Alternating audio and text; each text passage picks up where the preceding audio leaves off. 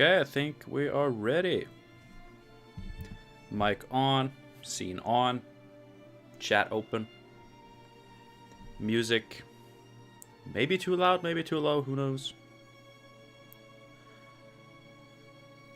Wouldn't be an Ace of Play stream without some audio questioning.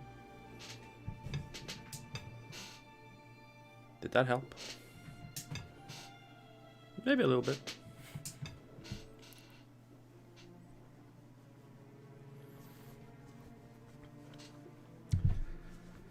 Ace of Plates is a prize fighter.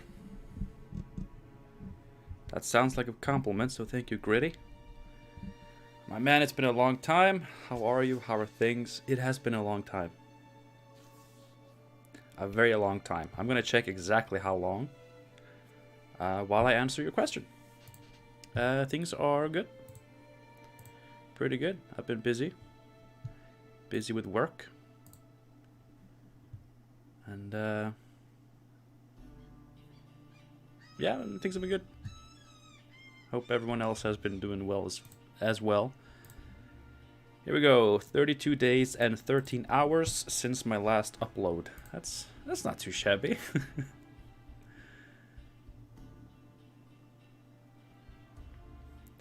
Rant on the net deckers and destroy things.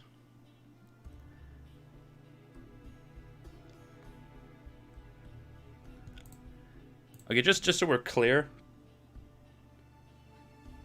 I will not be playing Gwent today. I will not be playing Gwent. We can definitely rant about net deckers. I don't have to play Gwent to do that. Will there be Valheim vids anytime soon? No. No, there will not.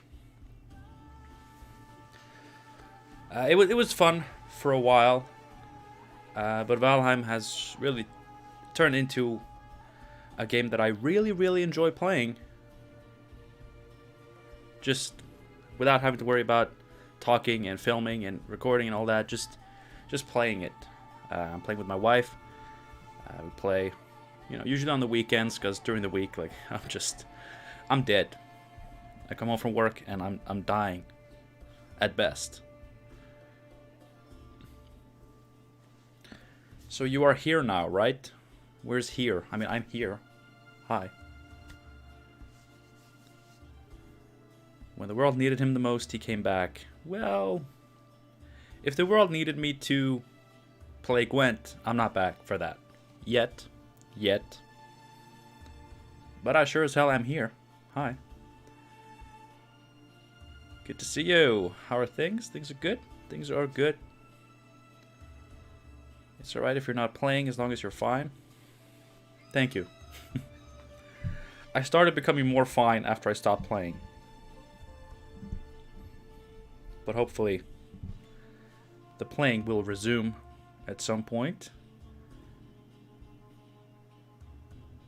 I just think the developers need to do some serious damage control. Because they have a fantastic game concept on their hands, and really these past few months they've not been really taking advantage of that. Good to see you again. It's good to see all of you again. I recognize some of the names, and I mean I missed this. I've thought about. I mean, we're gonna get into some stuff soon, but I just want to, of course, let people come into the chat and say their hellos while I, maybe talk about some things, explain some things.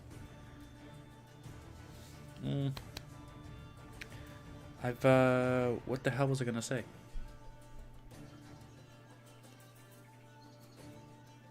What was I gonna say?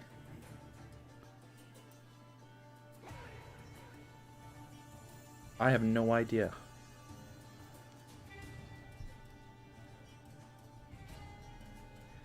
Beard looking great as always. I recently trimmed it. I mean, I say trimmed. I took a scissor and I prayed. Although I've been getting better at it. I used a comb this time as well, so it's a little bit more accurate, and I'm quite happy with it. And I am indeed rocking a ponytail. It's kind of hard to see, but if I turn my head, my hair has gotten really long. And when I'm at work, it keeps getting in my face. And that's not good. That's not good. But I'm getting used to this. I like it. With a freshly trimmed beard, it looks pretty good. Well, I forgot what I was going to say earlier. So instead, we're going to move on. Even though I haven't played Gwent in a month, and even when I did, it was like one time, and then it was like 2 weeks of no Gwent, and then I did it one time, and then 2 weeks of no Gwent. I've still been, doing Gwent stuff, keeping Gwent in mind. And I just remember what I wanted to say. I wanted to say that I've been, thinking about, streaming and videos and things to do without having to play Gwent.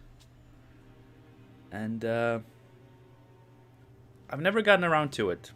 I don't know why. There's always something getting in the way. Obviously, I have way less time these days, but I do still have time on the weekends. But it's just, I don't know. There's been a barrier. Something's been keeping me. I wanted to make custom card videos. I wanted to make videos discussing, what I think are the problems with Gwent. By the way, speaking of that, there is a fresh face in the Gwent content creation scene. I talked a little bit with him on Reddit the other day. He seems to agree with me on a lot of the issues with the game right now, and he is actually making videos on it, as well as, Reddit threads and stuff like that. Ranger1219. Ranger1219. He's got 430 subscribers. He's been at it for... Okay, he's been at it for a few months, actually. 6 months. He's been doing this for half a year. Wow, I thought it was like maybe 2 months. But he's a good guy. Makes pretty solid videos. And similar to me, he hates Masquerade Ball to the point where he refuses to play it. So if you guys appreciate my mindset and my approach to the game, where I refuse to play certain cards, you may enjoy this as well. And I posted a link, but I'm not sure YouTube allows even me to post links in my chat. We'll have to see.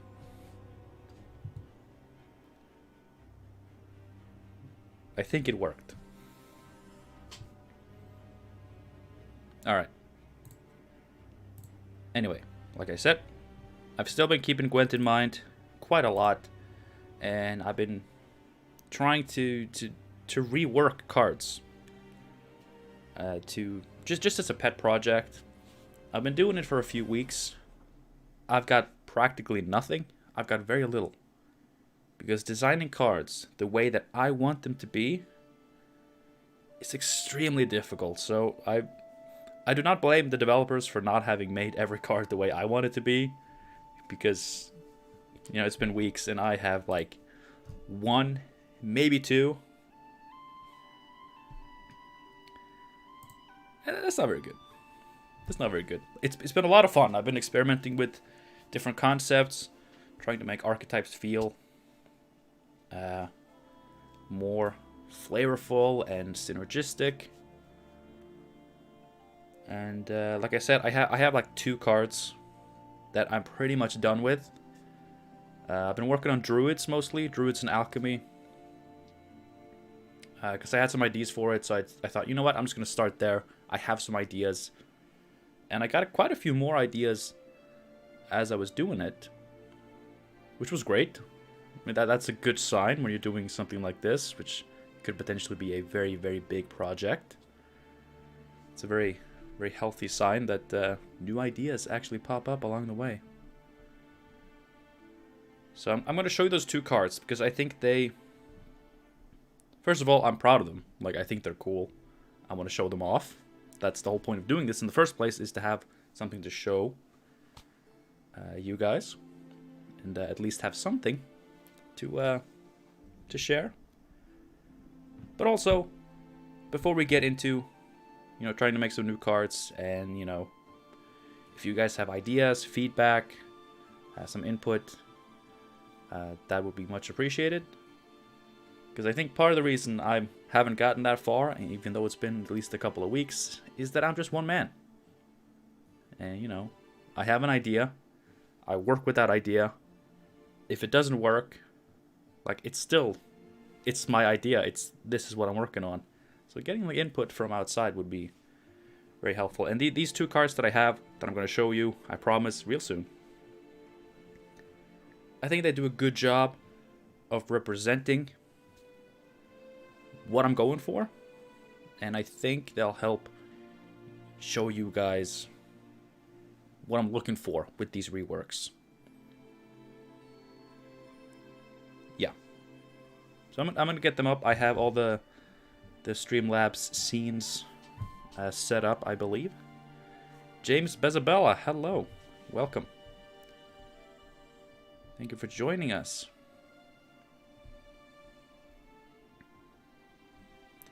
Alright, I'm going to bring up the cards.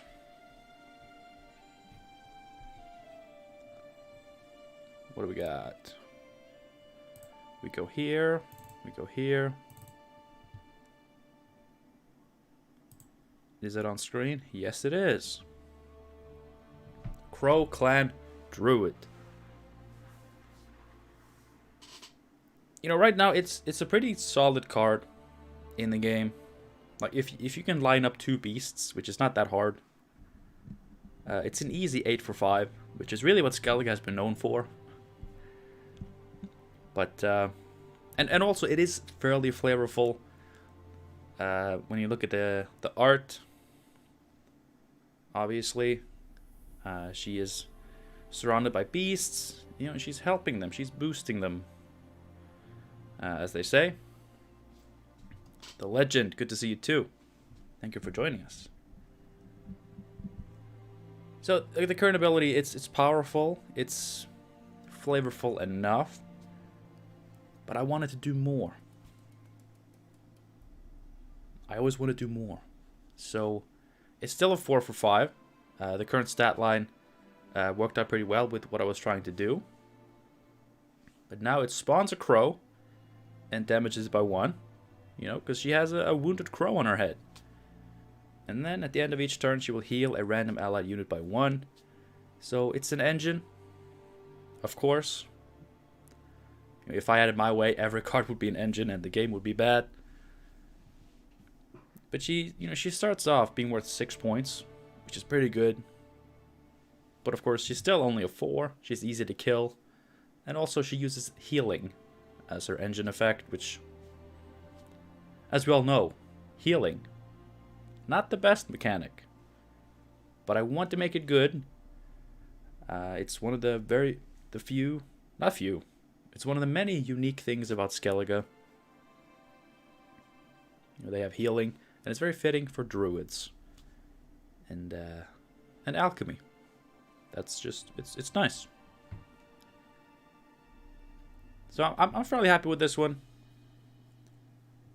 You know, you might say, oh, why doesn't she just spawn a crow? Why does she have to ping it? Well, it's kind of a balancing thing as well as a flavorful thing. Because if she just spawned the crow, and then healed another random ally unit, she could be a 7 for 5. That can also be a 1 point per turn engine. And you know, that's good. That's pretty good. But I think 6 for 5 is a good starting point. And the idea that I had, you know, going forward with this, of course, healing would be a very druid-like thing. And druids, I want them to mainly have synergies with beasts and with alchemy. And I have some ideas for alchemy, which we'll get into. But with beasts, you know, it's like, okay, beasts, they're wild. They get into fights. You know, they get damaged. They damage enemies. They might even damage allies.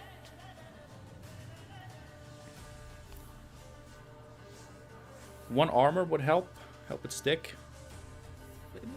True. Could potentially slap one armor on this.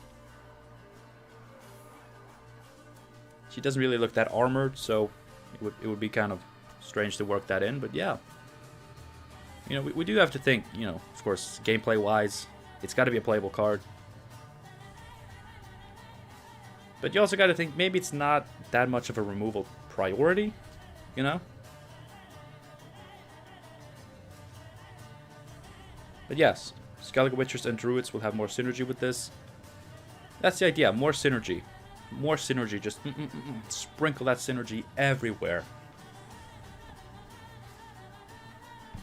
But yes, the 1 armor is definitely a consideration. Binks, nice to see you again. Nice to see you again. If I have seen you before. Honestly, it's been a while. It's been a while. When did I stream last? That's also a thing to check.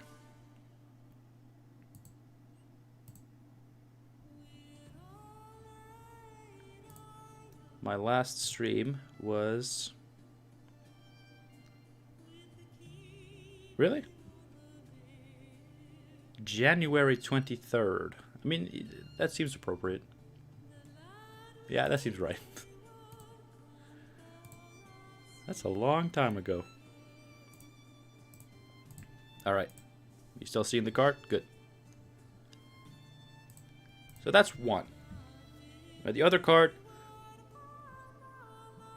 It's going to require a lot of explanation, I feel. Just because I want you guys to be on the same page as me when you see this. I wanted to make Alchemy. This next card is an Alchemy, by the way. I wanted to make Alchemy... and Druids more the discard thing. Because I had some ideas that involved, you know, putting like discard mechanics into the Druids and the Alchemies. So yeah, 2.5 months I'd say is probably accurate. So you're not too far off. Synergy with Queensguard. That's true. I did not even think of that.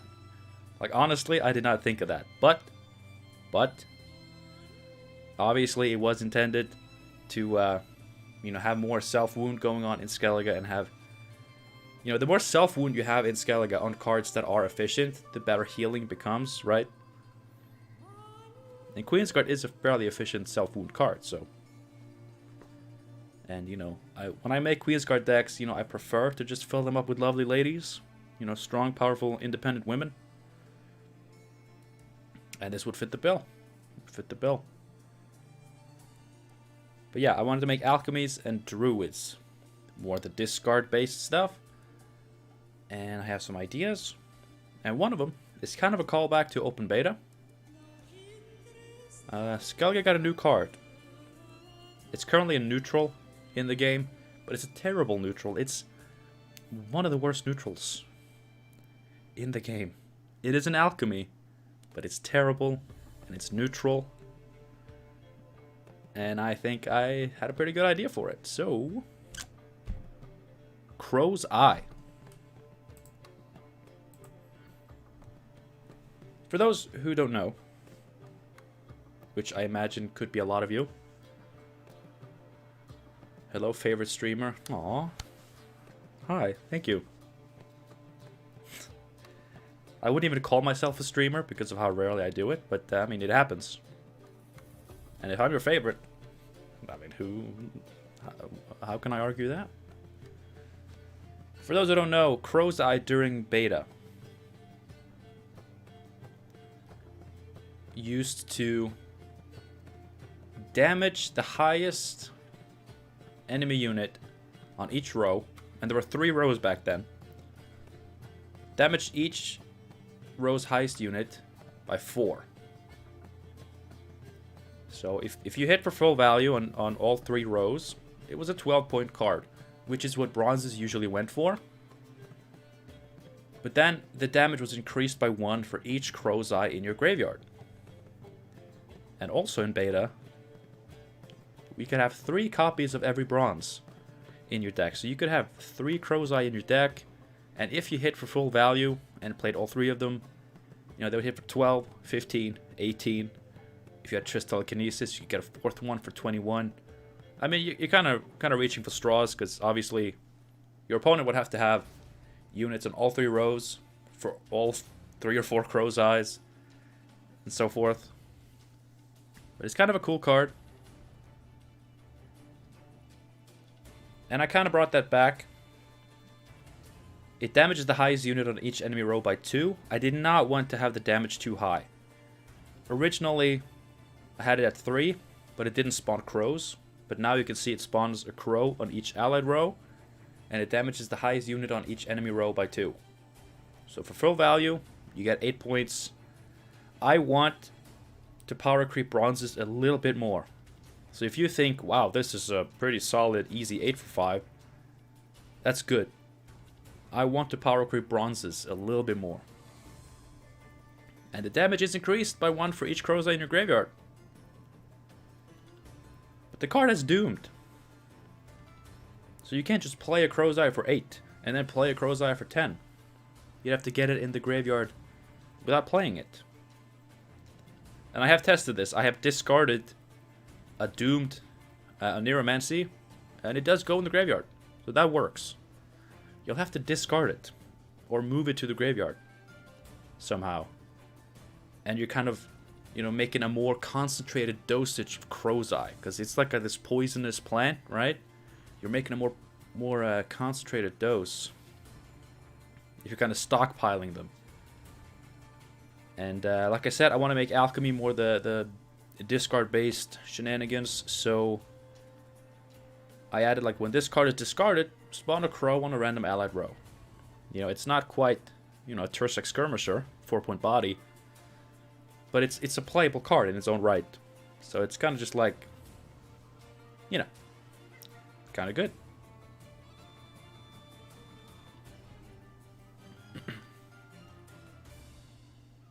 So that's the ability, right? It's a throwback to beta with some new stuff, trying to make alchemy into the discard-based archetype. Where's the flavor? Well, I'm pretty happy with this one as well. You know, flavor is the most important thing. Flavor and at least somewhat playability, right? And the flavor here is based off of the art, and also this kind of little, not story, but this series of events, this lore in my head. The Crow Clan Druids, they use crows as messengers, as spies. And crows are pretty intelligent creatures. I read up on crows, and holy fuck, they're smart. So the idea here, based on the art, based on my headcanon, I don't know if this is super valid within the actual Witcher lore, but the idea is, you know, you spawn a crow on each row, and then they grab these berries, these poisonous berries. They fly them, you know, they fly over the enemies. You know, they drop the berries in their drinks or in their food or whatever, and they poison them. There's like 1 crow for each row, and then you damage for each row. And if you've been stockpiling the berries, making a more concentrated dosage, you deal more damage. I think that's pretty cool. And again, they have Doomed. So you can't just play one and then the next is better, because they're already pretty good to start off with. So, you know, imagine if you discard a Tursek Skirmisher, you get 4 points. You just get a 4-point body.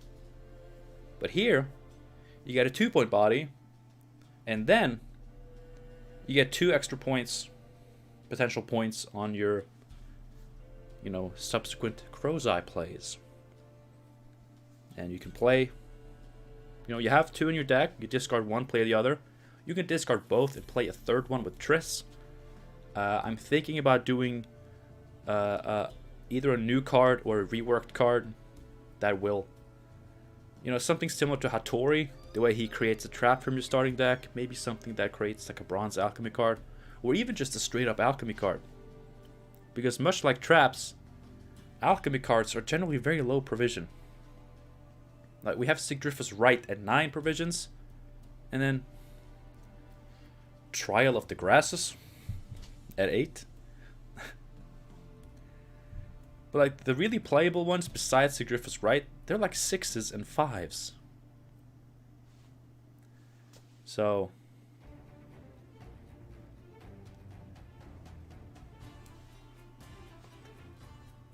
that's it. I'm not sure the Doomed is necessary. I want the card to be very playable, you know, without any setup, but also have a reward for a relatively convoluted synergistic setup. So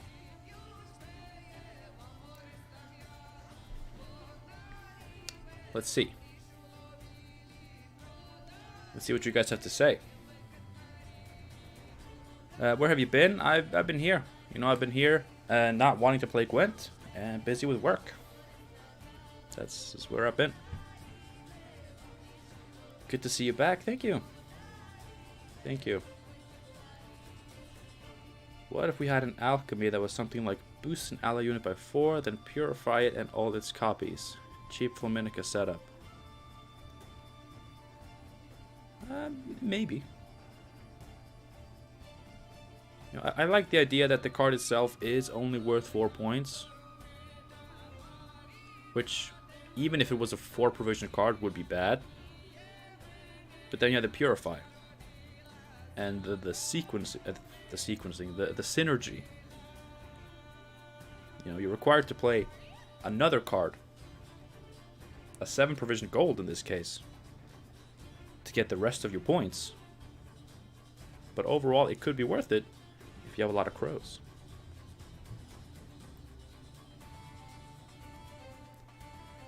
Why give Doomed to a special card? Am I missing something? Well, yeah. It gets buffed by... If you have multiples of these in your graveyard, the ones you play get buffed. So, and I just want to make it kind of difficult, kind of intricate to actually get them in your graveyard. It may be too much. I thought it was cool, and I mean, I don't know if it'll be good enough. If it's not good enough, we just take away the Doomed.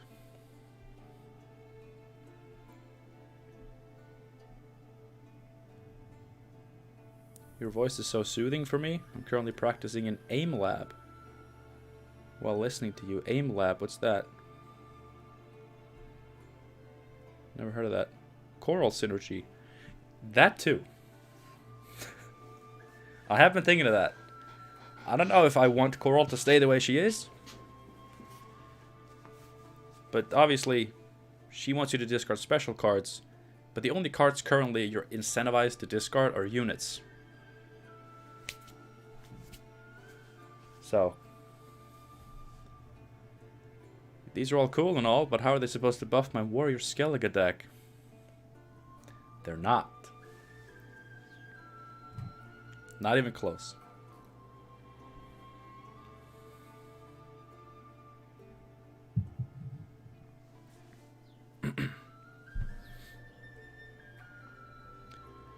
Wouldn't it be better to increase the damage by 2 instead of 1? I don't know. I feel like that could get out of hand. You discard 1 and then suddenly you deal 4 damage. I mean, it's the highest unit. And you usually won't kill stuff, but it would suddenly be a 12.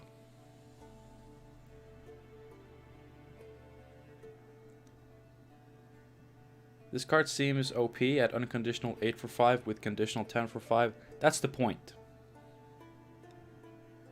That's something I can just clarify right now.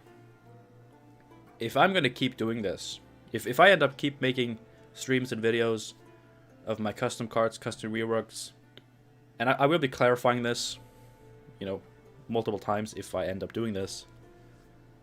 My cards are not intended to be put into the current game. Like I mentioned earlier, I want to power creep all the bronzes. Bronzes need to be stronger. And some golds need to be weaker. We need to kind of even out the playing field a little bit. I want to live in a world where an 8 for 5 unconditional is fine, where that's normal. In the current game, maybe this would be very strong. I don't think it would be too strong. I really don't. But I want to live in a world where this is perfectly balanced, even as a 10 for 5 with the setup. You know, that's the thing. Like, you gotta remember, you discard a 5 provision card to set up the potential 10 for 5. And there's a big difference between discarding a 4 provision card, like a Tursag Skirmisher, and a 5 provision card. Because one is completely unconditional in your deck, the other one you've actually paid provisions to include. And you're discarding it, and you're getting a 2-point crow. But that honestly may not be enough of a payoff for discarding a 5 provision card. It could be. Like, it's decent. It's fine. But it's kind of like a Tursag Skirmisher, except you get half the points up front, and then you do have to put in some work to get the remaining points. Because it's a 5 provision card that you discarded. So...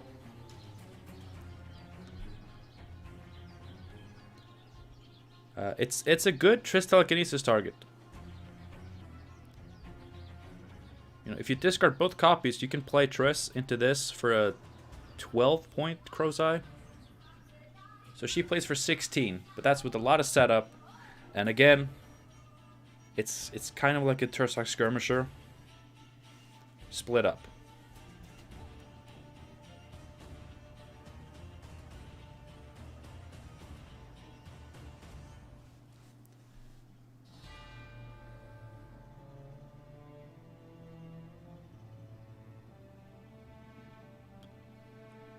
You can play both the Crow's Eyes for 16 instead of just discarding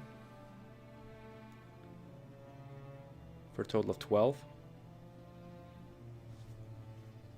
Sure.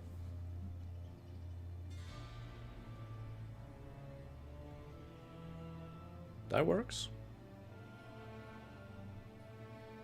You can play 2 8 for 5s. Or you can... Let's say you can play 3 8 for 5s. Or you can play 1... you know, say Triss 16. Well, again, let's disregard Triss. Let's treat Triss just like a third Crow's Eye. You can play 3 8 for 5s, or you can play 1 12 for 5, and then cycle into better cards.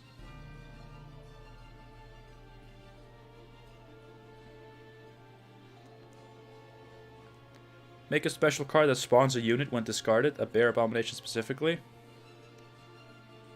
I've played around with that idea with the Mardrome, but I haven't been able to balance it out properly. But that would be cool.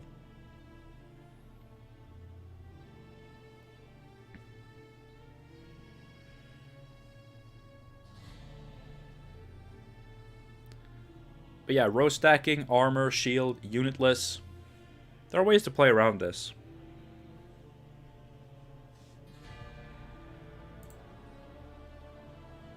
And in return for that, we're not going to give them an alchemy card that is a row punish. They're not going to get everything. I don't love Skellige that much.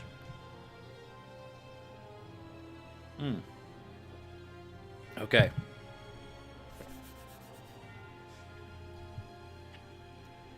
We're finally done. Now, I had some more on my laptop that I hadn't saved, and I just closed them because I wasn't super happy with them. But I was kind of in a bad mind state, so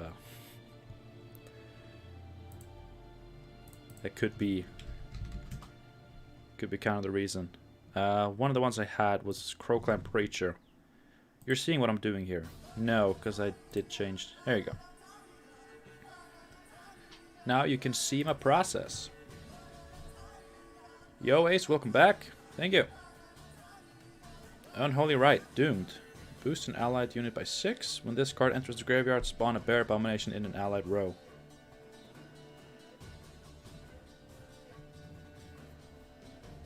You know, that's nice. How much would you cost that at? Provision cost.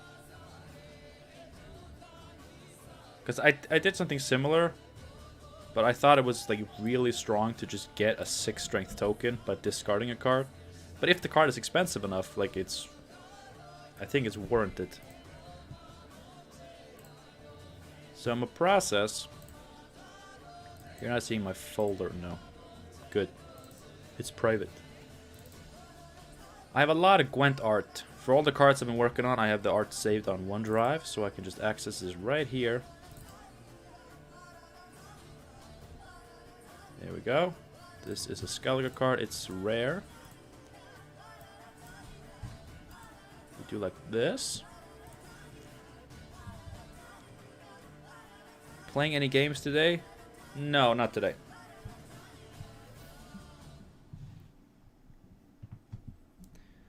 Today I just wanted to do what I normally do, except do it live with you guys, so we could talk and you could see that I'm still alive.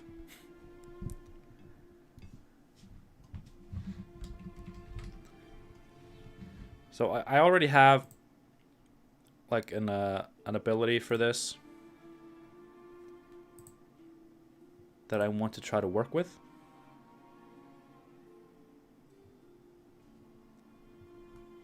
And I do remember it in my head, so I'm just gonna write it up real quick.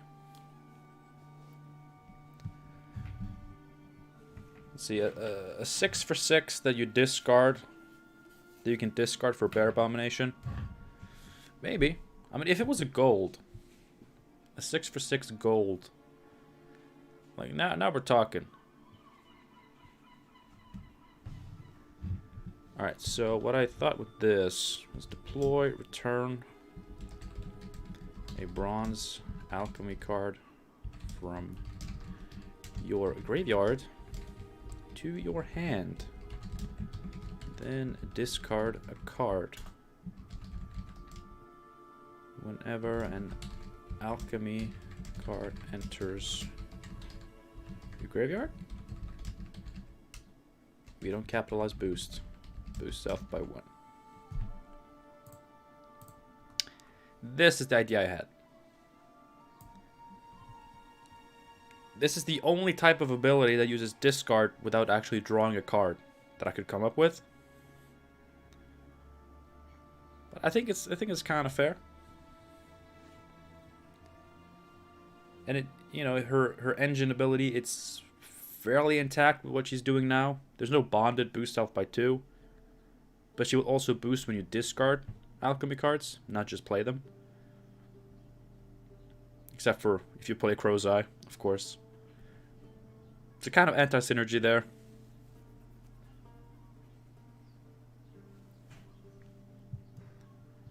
And just so you guys know, I always make sure to look up similar cards to get the correct terminology. So return and enters your graveyard. I have double checked this terminology. Just to make it seem like it could fit into Gwent.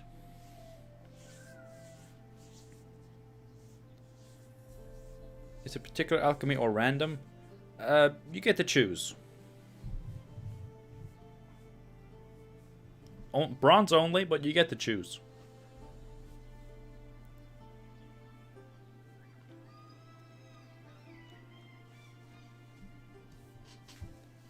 How about keeping the bonded? I feel like the bonded would be too strong on this, because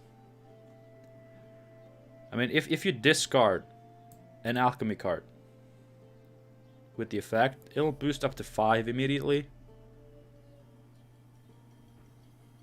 And if you discard an alchemy card that has when discarded, do this effect, you'll get additional points on the deploy.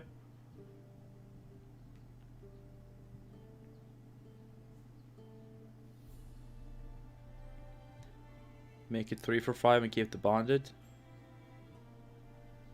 Maybe.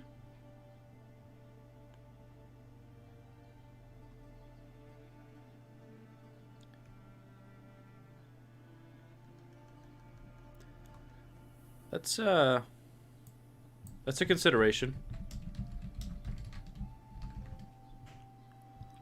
So we make it 3.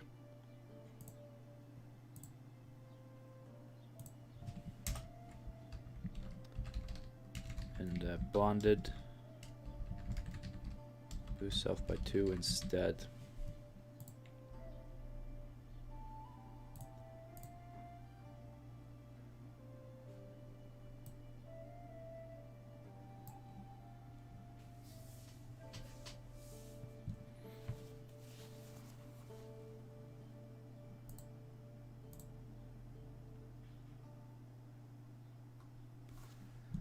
I like spacing the text out a little bit, but I don't think they actually would do that in game. I'm pretty sure they don't.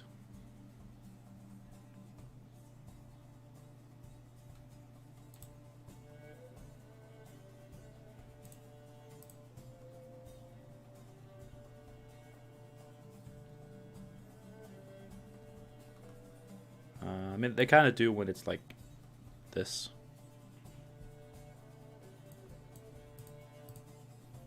It's kind of spaced out. I think it would look like this in game, and it works. I mean, they're separated by lines, so it's not.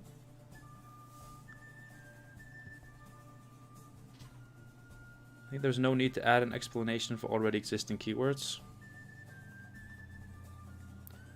I mean, it's autofill, so I kind of just do it, but we could remove it. I imagine you also have a rework for getting it. I have not been able to fully do that because I don't know what I want to do with scenarios at all.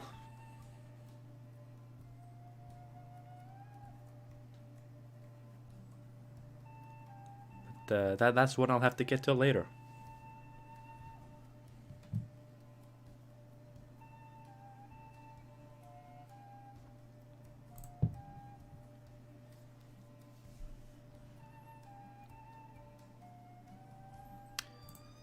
Alright, so keeping the bonded. That's something I actually haven't even considered. I kind of disregarded the bonded effect really early on because I don't really care. It's nice though.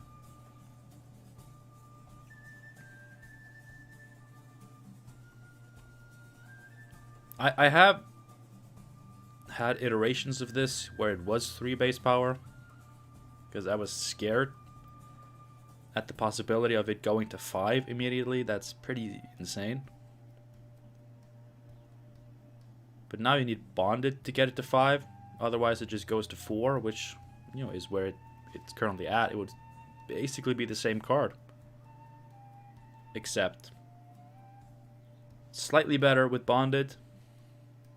And just in general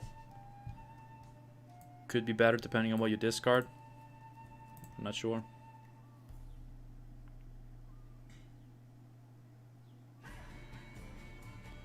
Bring back Beast Skellige. That's on the list. That's definitely on the list. I want Beasts and Druids to have a lot of synergy. But I also want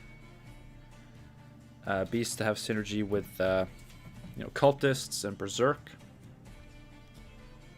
So basically self-wound. You know, we'll get to all of that.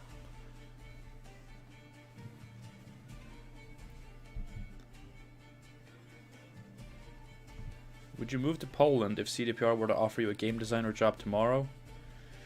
Probably not. I do not see myself moving to Poland anytime soon. Probably never. Hi Neville, good to see you too.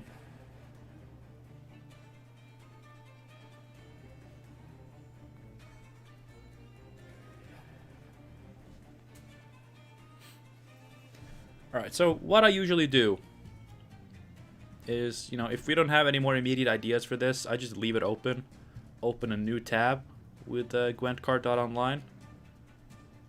And we just work on something else. And then usually, suddenly, you know, we land on something new. It's like a revelation, like, oh, this would be cool to have in the Druids.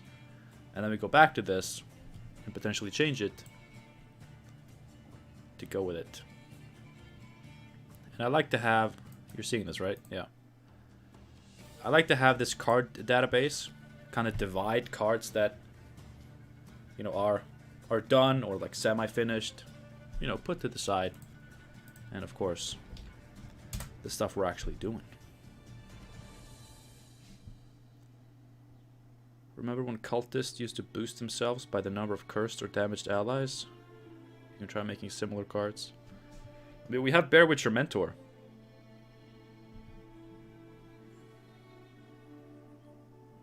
That's pretty much the current version of that. But I remember I loved that cultist. I mean, now he's called Swallblood Butcher. What was he called back then? Was he called Swallblood Cultist?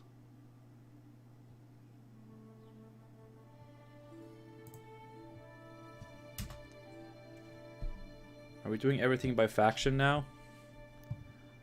I mean, I've just been sticking with Skellige and Druids, but it would probably be more fun and interesting for everyone if we, you know, jumped a little bit back and forth. We're not going to finish anything, so we might as well get started on something else. If you have any specific cards, if you have any suggestions for cards we should take a look at and try to make an Ace of Place approved, flavorful, cool card. Was he really called Butcher back then as well? I did not think so.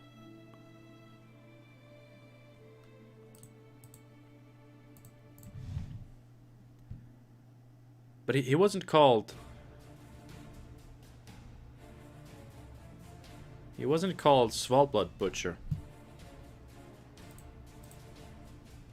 Because Svalblood wasn't mentioned.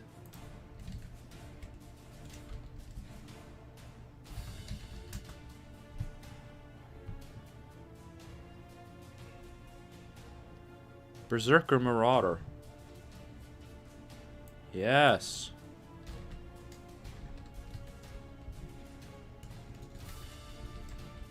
That sounds...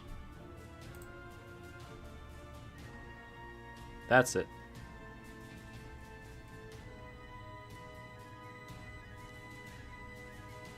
Oh, they actually used to have a Svalblood tag.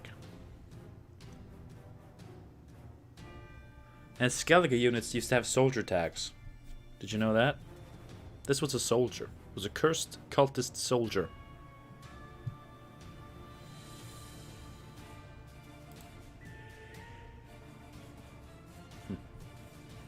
Very cool.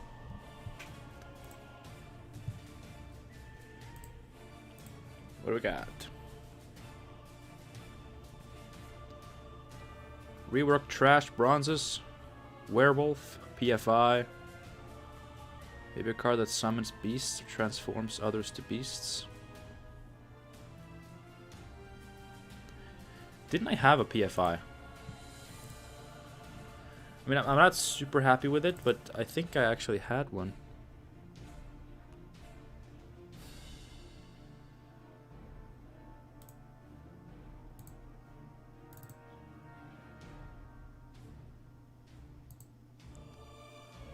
Alright, not super interesting at all.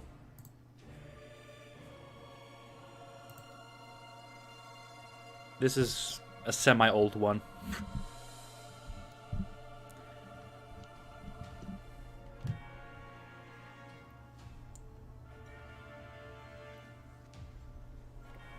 Yeah, I guess warriors were just Skellige soldiers back in the day.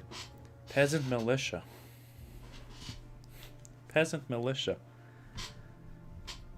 Is that even a card? No.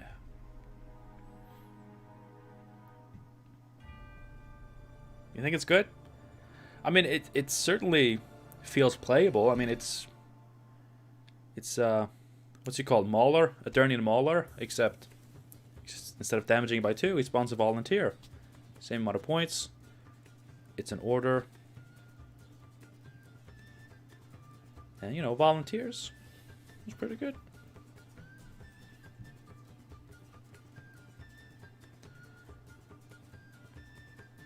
I actually, yeah, this was part of an idea I had. I just wanted to make volunteer tokens, more of an archetype. I mean, it's already got a fairly decent setup for it. But one thing I did... Where is he?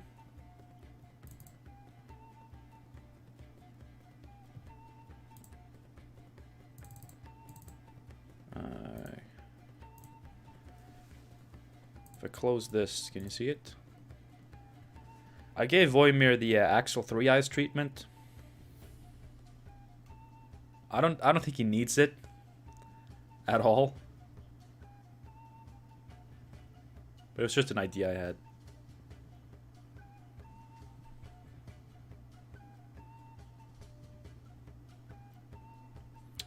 I'm thinking 2 for 4, spawn a copy of this card in the same row, order, damage and immune by 2. Not by 1, I mean. Wow, by 2. That'd be insane. I mean, maybe. Revenants sure as hell would like that.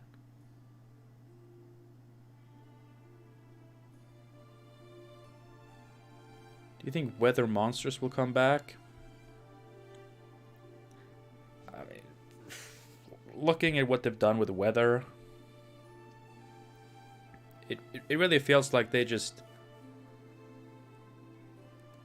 They wanted to please the players. They wanted to please the fans by making a Wild Hunt archetype with frost in it.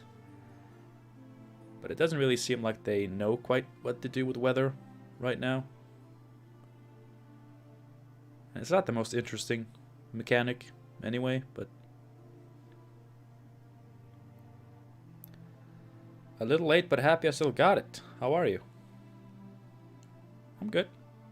Thank you, Labramat. Good to see you again. You're not super late. You know,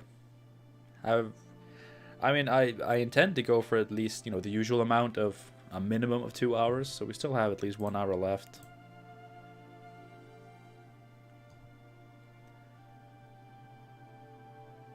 Let's see, a 2 for 4 with 1 armor.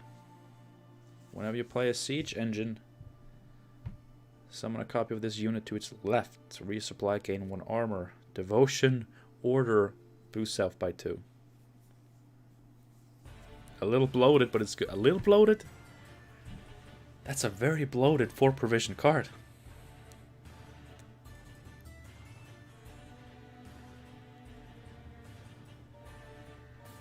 I mean, Wild Hunt it can be kind of good. If you get a good balance, and you don't have too much frost, like I always do, semi-intentionally. Let's see, open this again. There we go. I like your shirt, looks good. Thank you. I like this shirt. One of my favorites.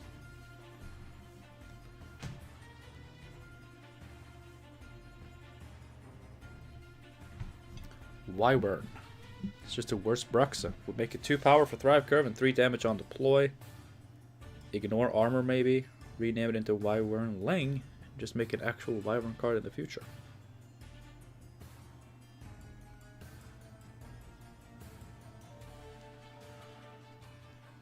I don't think they would do 3 damage on deploy on a presumably 5 provision bronze.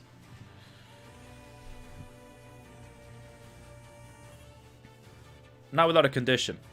Obviously it happens, but they have conditions. Wild Hunt needs some big plays and finishers. Also better dominance payoff. Better dominance payoff? Yes. Big plays? Yes.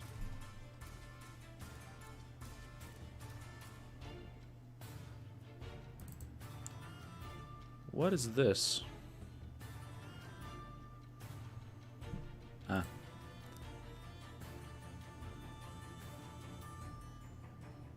Alright, enough of this. Back to work.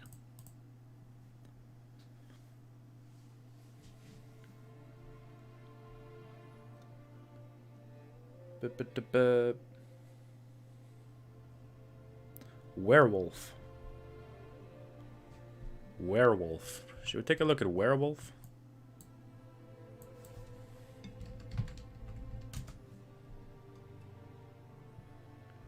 Look at this bad boy.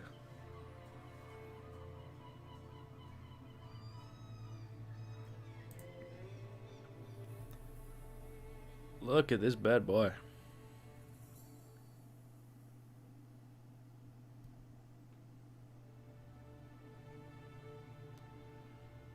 It's kind of sad. What was this guy's beta ability?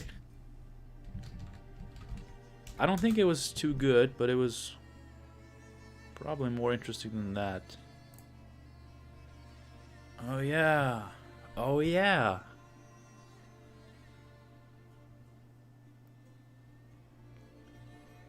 So it was a 7, and then it was immune, and it boosted itself by 7 on contact with full moon.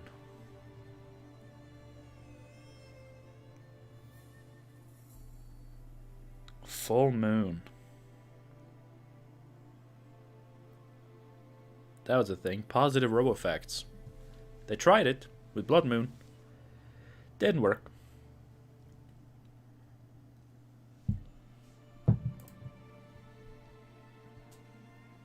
But we do have the art for it.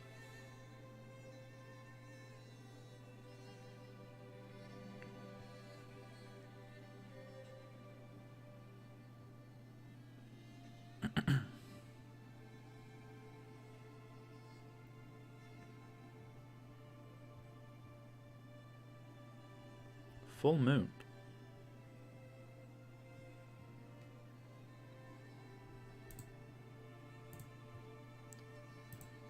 Alright, I think we gotta go custom card mode on this one.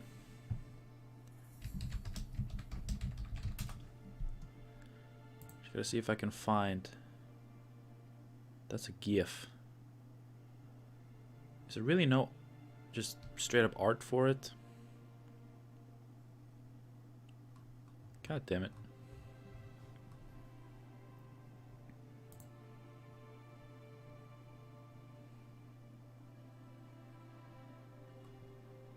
Why?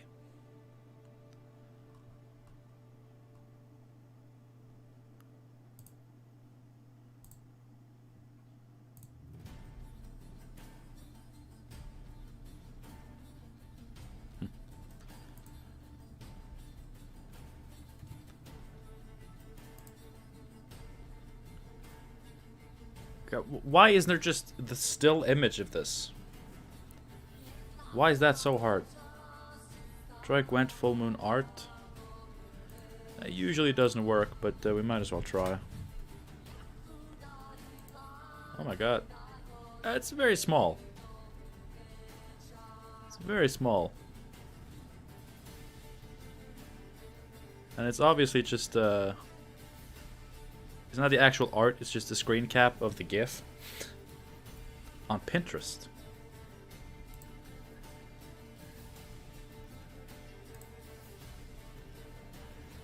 Nah, that ain't it. Is that Geralt the Santa Claus?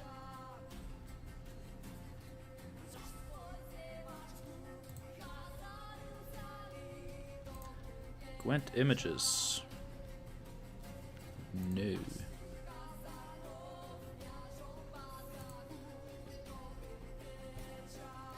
How to counter full moon blood moon decks? I do not remember that being a problem.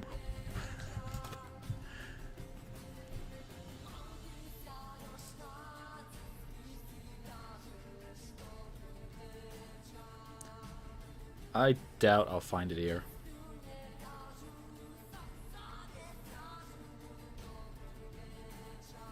Can you even download the pictures from Pinterest?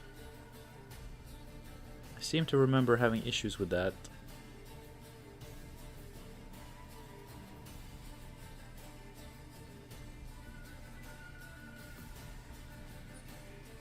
Whoops. Yeah, I don't see much beta art.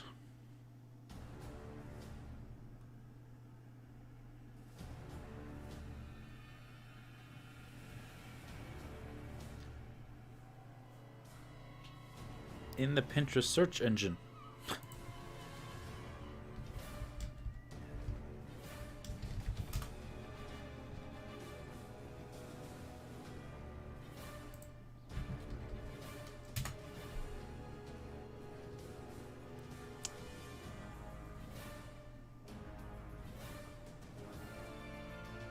No.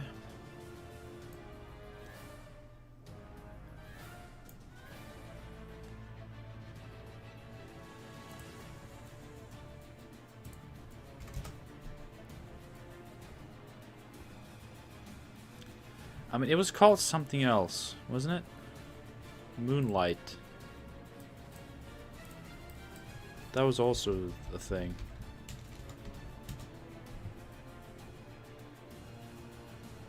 Hey. Oh my god. Feel a word. Just drop by to say hi. Well, you successfully did so, and I appreciate it. Thank you. Thank you for dropping by.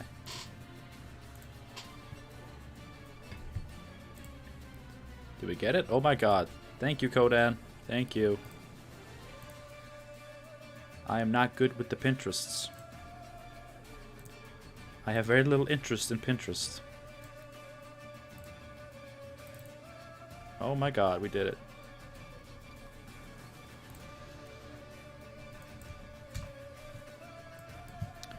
It's probably an organic, right?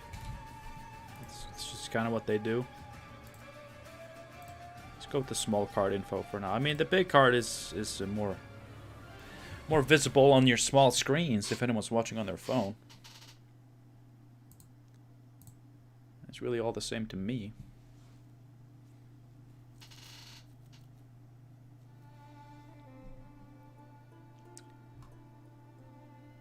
It is pretty cool art. It's a shame that it's not being used, but I'm sure they have ideas for it. They always do.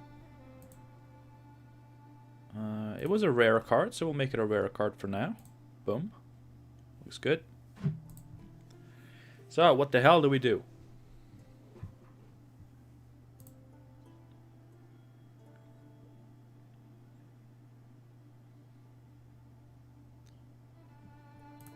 What if we make a lycanthrope? Okay. Category and synergy.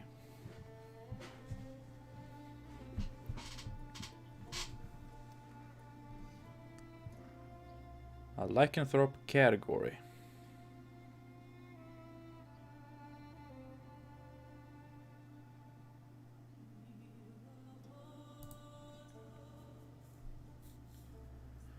I mean, you know, lycanthrope category, that sounds cool. But I kind of like the slightly vague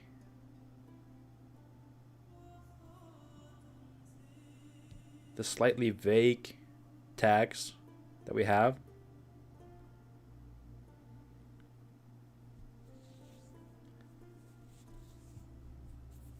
Werecat Werewolf and Alpha Werewolf.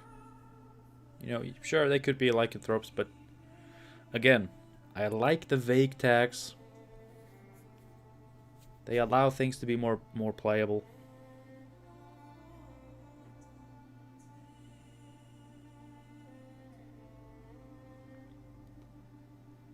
Damage all units with bleeding by 2.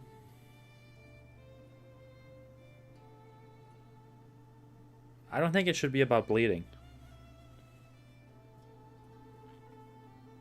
Bleeding is a vampire thing, and sure, you know, they have the moon. They like the moon.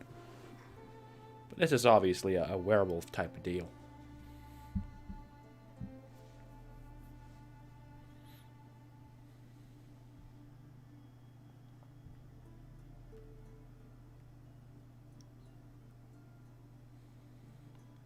Therianthropy. Is that a thing?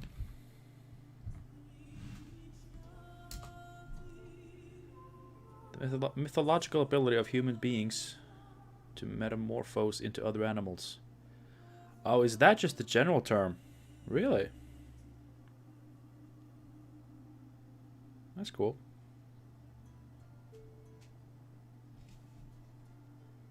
Boost all immune units you control by 3.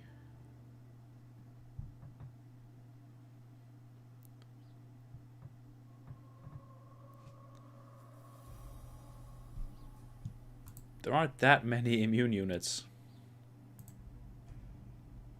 Boost 3 allied beasts by 3. I mean, you're sounding like Gwent designers now, guys. Boost 3 beasts by 3. It's gotta be epic. It's gotta be epic as fuck. Turn any unit into a 4p immune werewolf. Offensive or defensive. That's very interesting. Like, very, very interesting effect. Reminds me of I think I'm allowed to talk about this. I mean, it's obviously completely irrelevant. But during the Gwent Partners PTR, the test server for Crimson Curse, Svalblood had a completely different leader ability. I think it had 3 charges, and it would transform a damaged unit into a bear abomination. So you could transform your own units. Like if you have damaged an ally unit down to 1, it's like a 4-point thing to transform it into.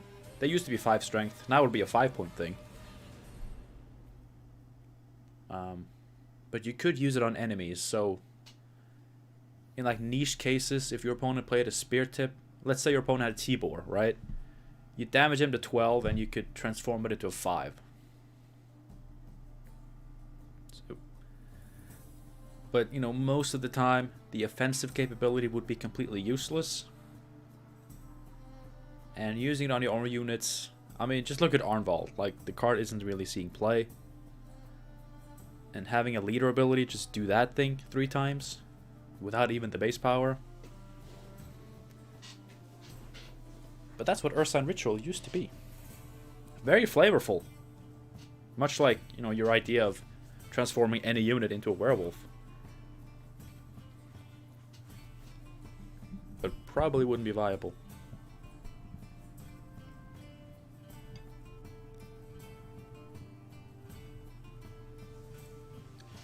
Damage a human ally unit and transform it into bear abomination. Transform a human enemy unit into an immune werewolf. No specific tags. Because what do you do if the opponent doesn't have a human?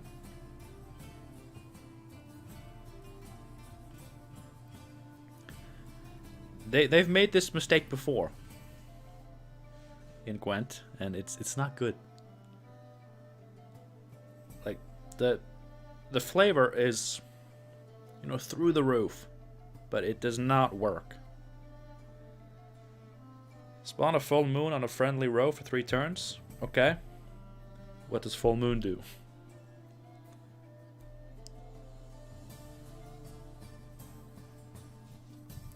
I like this song. What is it?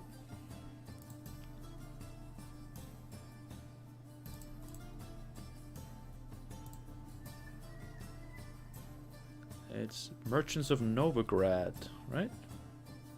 Alright. That's dope.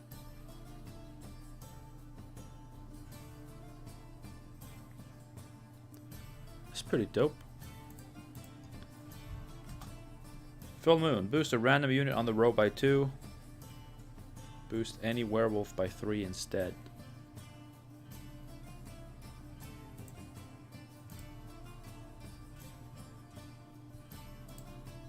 A lot of boosts.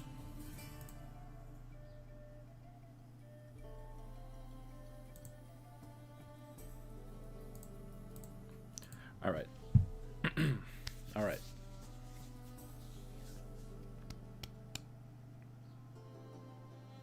Full moon. Full moon.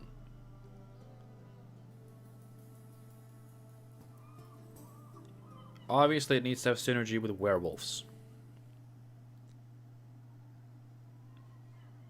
And like were-rat, were-cat.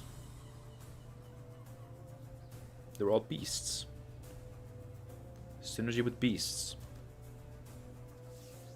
Obviously, it would be kind of clunky because, okay, it would also have synergy with normal rats. It would have synergy with a Rand Warrior.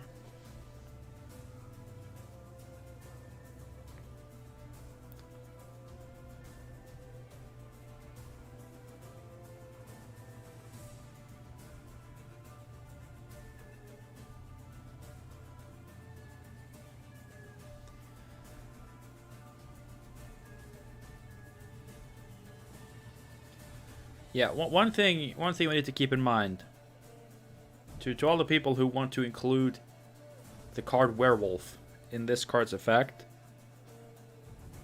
Are we going to change Werewolf?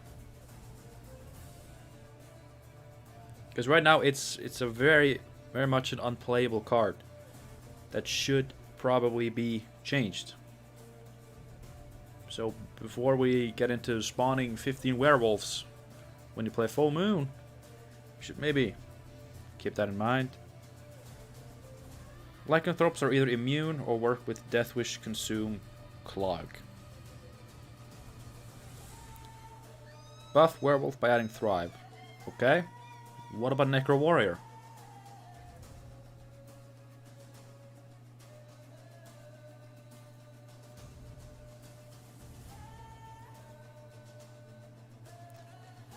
Would be a good token like Bear Abomination. I actually agree with that. I actually kind of agree with that. And it's not like the game would miss him. Like if you turn Werewolf into a token, it's not like people are gonna riot and say, I can't play Werewolf? I can't put Werewolf in my deck? How am I gonna fill up my 4 provision slots? Werewolf should be Consume.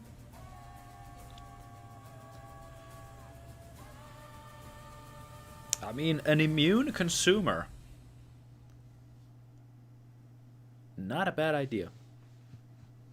I like the idea of that, because consumes, they go tall. They generally go very tall.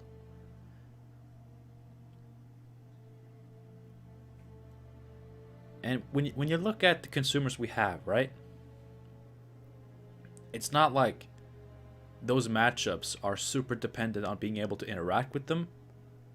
So like slapping immune on one wouldn't really be that disturbing to the to the Gwent's health, to the game's health, you know?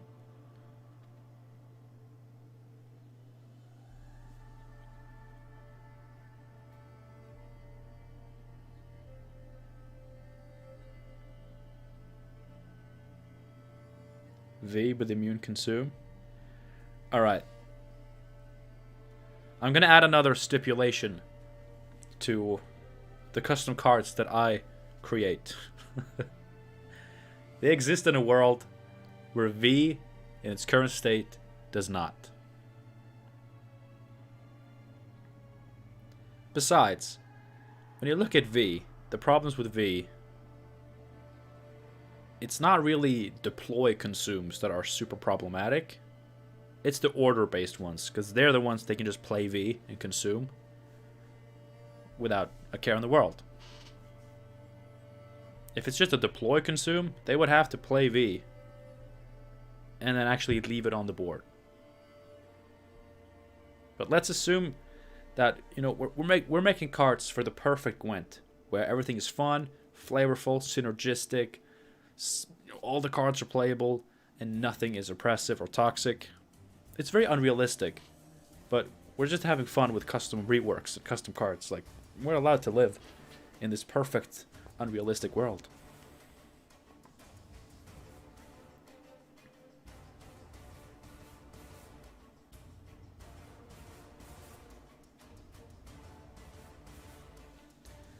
How about Deathblow and spawn a werewolf? Or is it like Primal Savagery?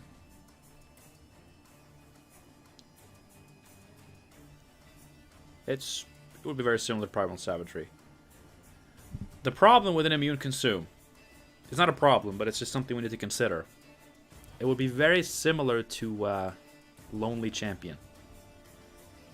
He's an immune 4/4 that essentially consumes all your tokens. I mean, it would be different, because it would be a single target consume, and it would be in a faction that definitely once consumes, right? So I do think it would be different enough that it's not just a copy of Fallen or Lonely Champion. And we also got to consider, you know, other cards that exist, you know, in the same card pool. We have Andrega Warrior, another 4/4 consume, but this one consumes 2 units. And can, if you consume insectoids, it actually spawns extra points. So I do think like a 4/4 immune consume on deploy probably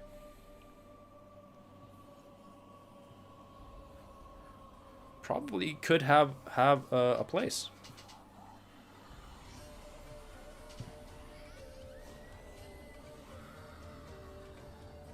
Syndicate doesn't have consume synergy, and Firestorm doesn't clog enough to warrant him. I mean, that ended up being the case.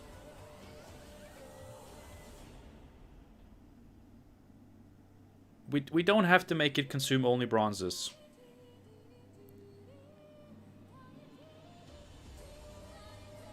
That I don't think there's any need for that.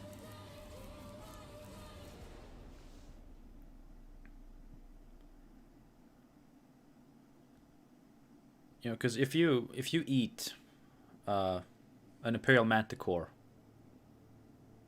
it doesn't matter if you eat it with a 5/5 Barghest or a 4/4 Werewolf immune.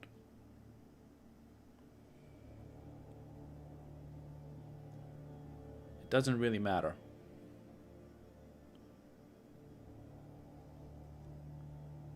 I honestly think even if we just take the card as it is right now, 4/4 with immune, and we give it deploy, consume an allied unit, I can honestly still see it being underpowered.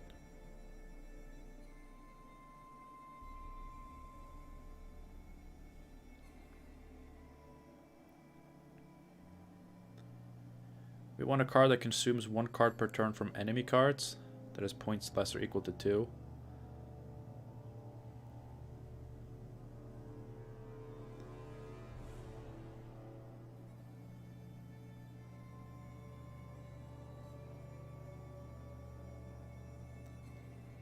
Immune 3/4, boost health by 1 whenever you spawn or play a beast.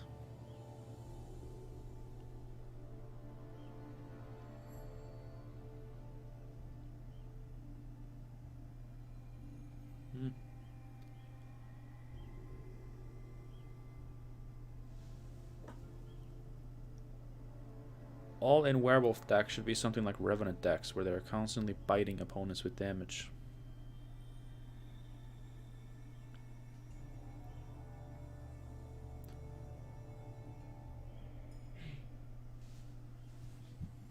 Let's look at this boy. I think it's important to look at the card.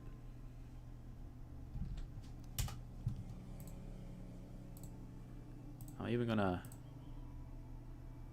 slap it up here.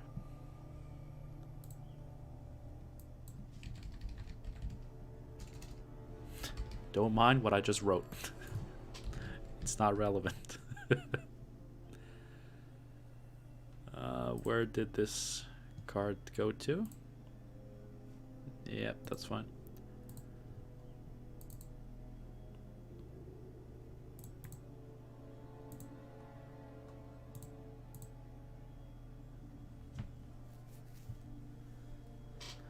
If both adjacent units are beasts, boost health by 1 at the end of the turn, immune 4/4. Spawn a spawning werewolf, which at turn end consumes an allied unit. Maybe 3/4. I do like the token idea.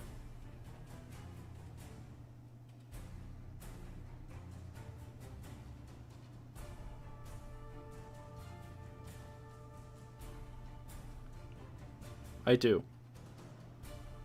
If we can make cool ways to use a token like that, I'm in favor of doing that.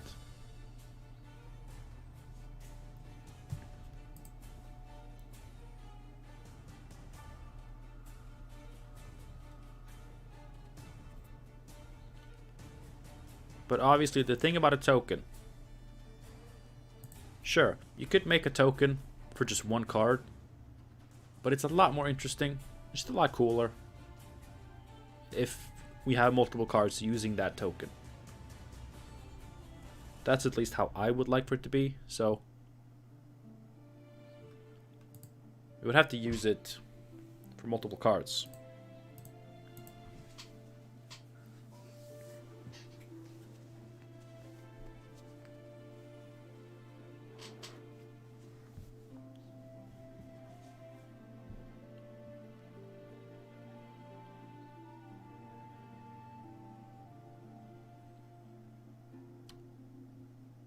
But are we talking just I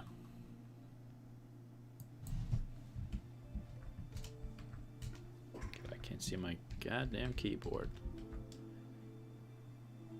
How do you do it? Like this? Immunity is the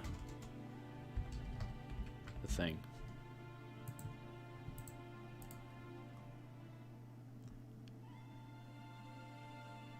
Would immunity be first? I don't know what decides that.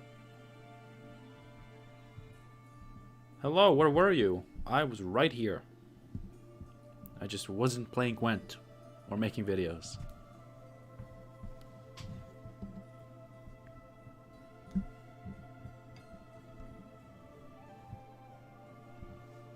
Full Moon could transform an enemy unit into a werewolf and start feeding frenzy unless another monster or curse is adjacent to it. That seems too specific, too bloated. It's cool.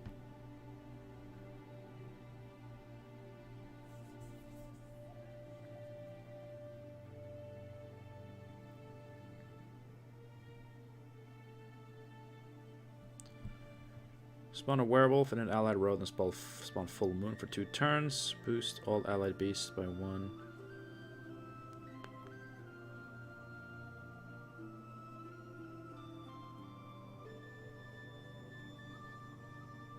Oh.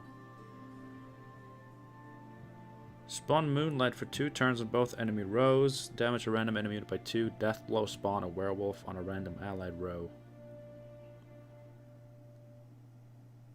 I think the wording would have to be tweaked. Because I think since the row effect is on the opponent's row, if it said allied row, I think it would count it as their row. So you have to make it like opposite row or random enemy row. That's kind of cool, but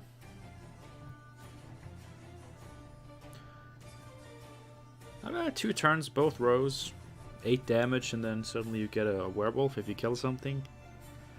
It's kind of RNG heavy, but interesting.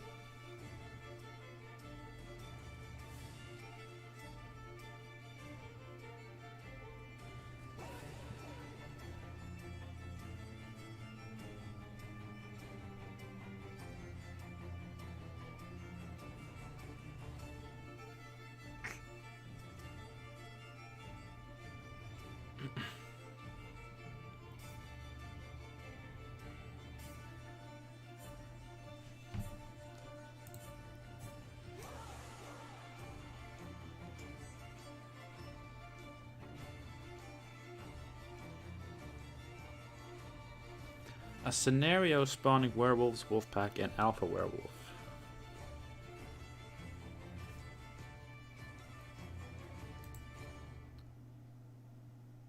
I want to stay away from scenarios because I don't like them. And I haven't decided what I can do with them in order to make me like them.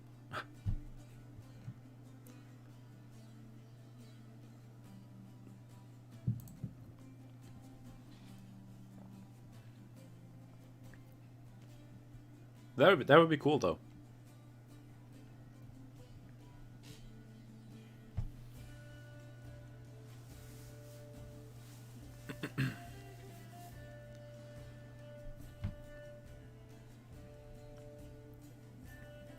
Deploy, do something. What's the flavor text for full moon?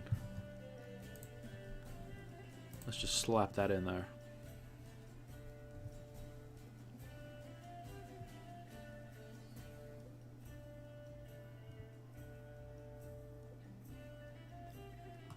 There. When the moon is full, nightmares crawl out of all the dark nooks and crannies of the world.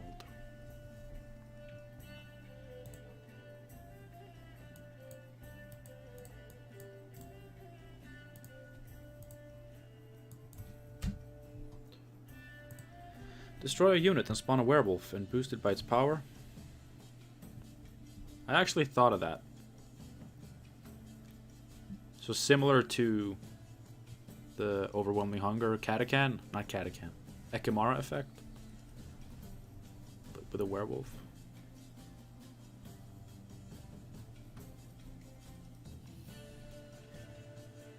How about changing werewolf into a 3 for 5? Deploy, damage an enemy unit by 2, death blow, spawn a copy of this card in the same row.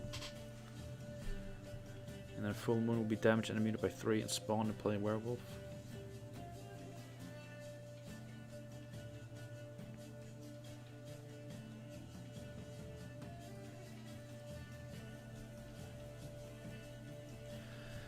I mean, I like the whole spreading the lycanthropy thing. It's just that it gets kind of screwed by the whole this piece of lore, where it just straight up says lycanthropy is not contagious. You don't get it when you get bit by a werewolf. It's only by a powerful curse.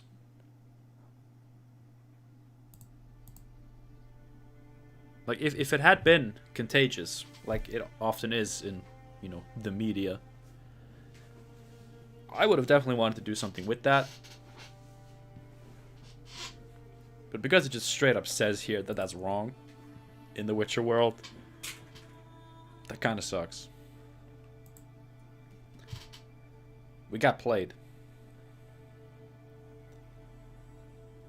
Immune. Deploy, damage enemy unit by 3. Death blow boosts health by 3. Full moon exists on this row. Trigger death blow.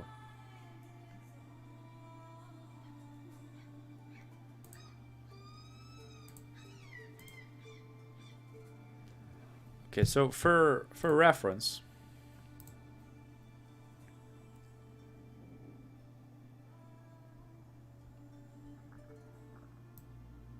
the way the card used to work, it was a positive row effect that boosts a random beast or vampire by 2 on turn start.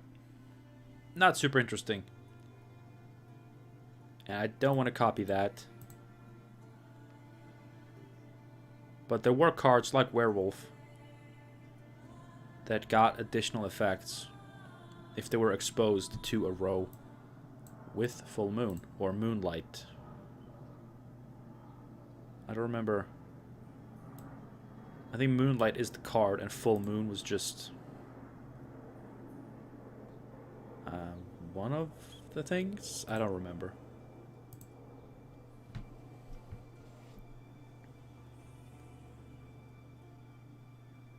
Make all lycanthropes cursed beyond being beasts and have the lycanthrope archetype work with cursed units. I mean, that's not bad. That's not bad. Because, again, just going off of the straight up lore that's being dished out, they are cursed. And cursed is definitely a keyword in Gwent. So I like that. I like that.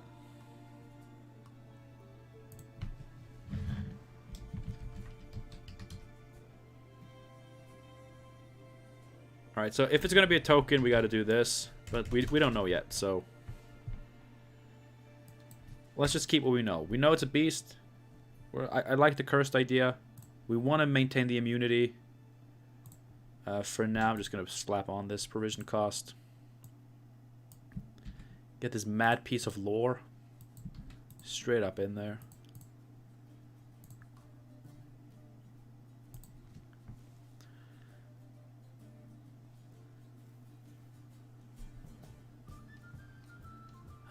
There are two most common ways to acquire lycanthropy. The first one through a curse, and the second one is to simply have a werewolf parent.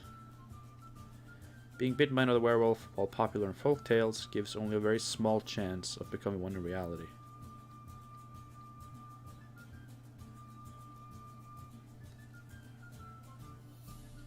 Hard to find names. You say this will help. Did you post a link? Because YouTube doesn't like that. I like it. And if I knew how to allow it, I would. If you want to see beta cards.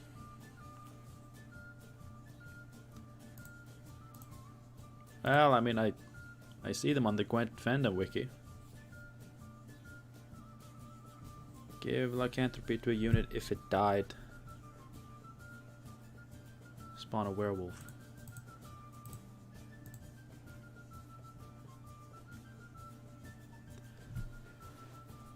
Alright, cursed. Cursed is good.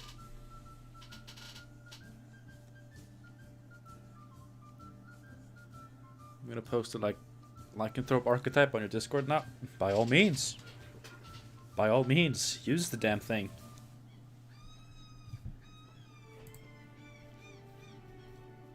I mean, it's good to see that the Discord is still being fairly frequently used, even though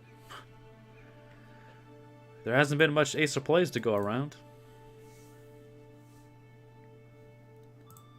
That's alright.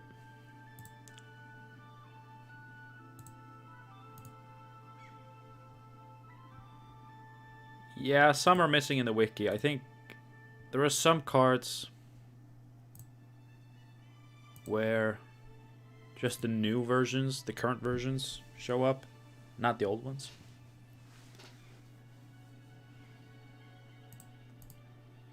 Alright.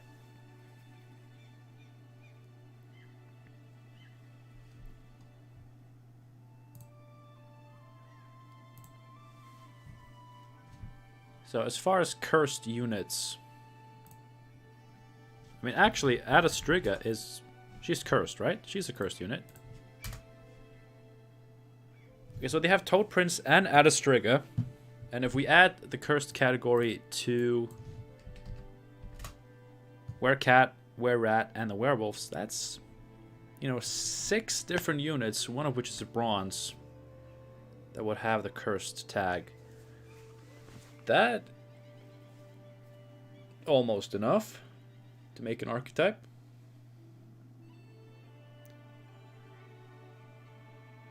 You can find it on the Voice of Gwent public beta section. Voice of Gwent has beta cards as well. Public beta. Cards.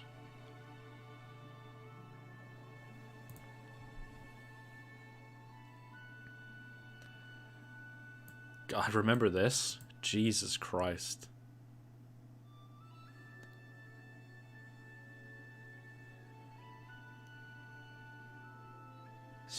Spectres? I mean, oh. Yeah. They do have specters. They have a lot of specters.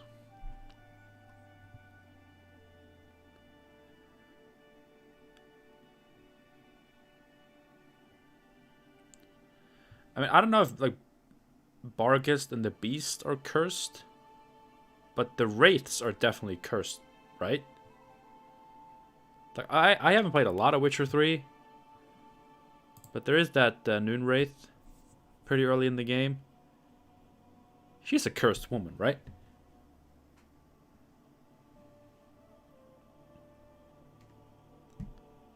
And if so, Plague Maiden, cursed. Night Wraith, cursed. Noonwraith Cursed. I feel like Desert Banshee is a similar thing, just in the desert, right?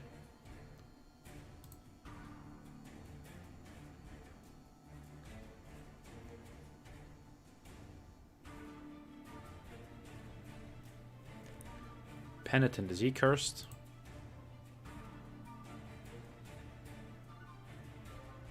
Wraiths aren't cursed. Oh. Really? If they're already dead, they aren't cursed. Oh.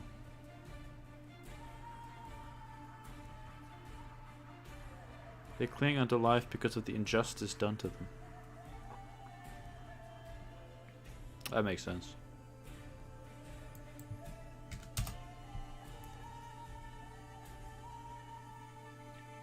I don't suppose we're gonna slap cursed on every vampire.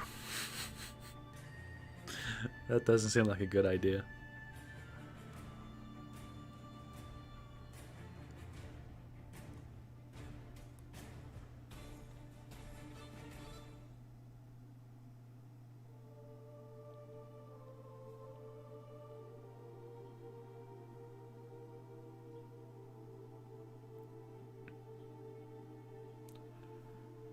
Cursed archetype that have synergy with full moon. That's what we're thinking. That's what we're thinking. Obviously, we can make new cards, right? If we need more cursed units for a cursed archetype, we make some gosh darn cursed units. What about a relict archetype?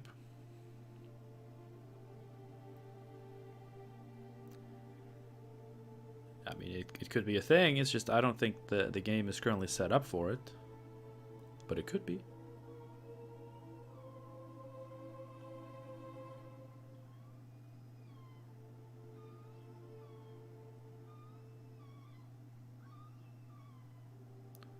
Theoretically, we can spread curse and later give a cursed unit lycanthropy using some kind of card.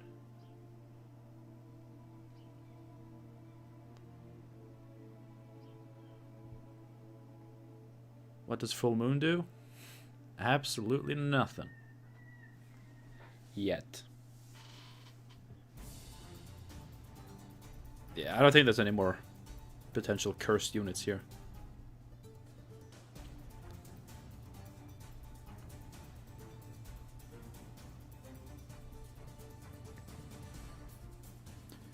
We have a good starting point.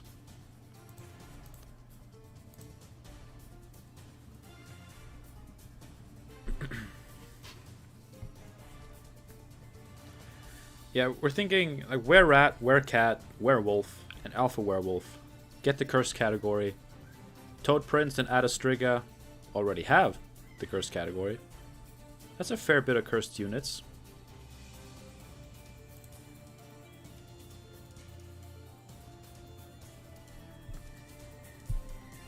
What curse tag do? I mean, it's just a tag. Like, it does nothing by itself. But we could make it be the requirement for a certain effect.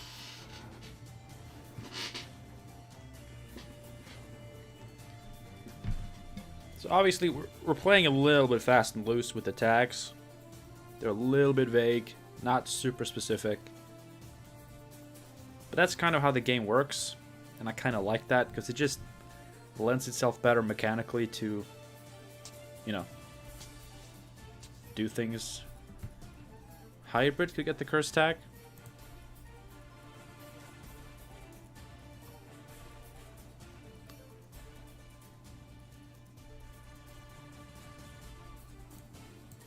He has the mutant tag. I don't know if that... Hey, it looks pretty cursed.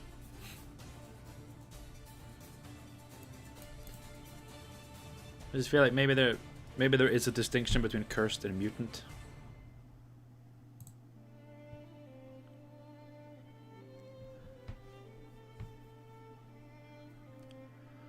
Well, I do straight up think that 6 provisions is not going to be a thing. So we're going to put it down to 5. I love making 5 provision cards. You know, with 4 provision cards, it's like, oh, most people are going to mulligan this, so they're not going to want to play it. But 5 provisions, that's where cool archetypes are built. Queen's Guard, Revenants. Hybrid does need a buff, that's for sure. Good morning from Brazil, in Rio de Janeiro. It's morning there, huh? That's cool. Good morning. Welcome.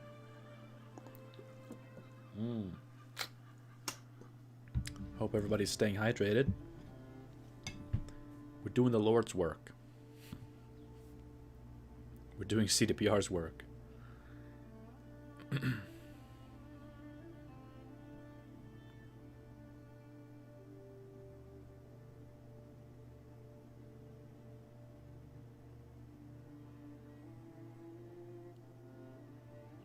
Alright, Kodan, we're patiently waiting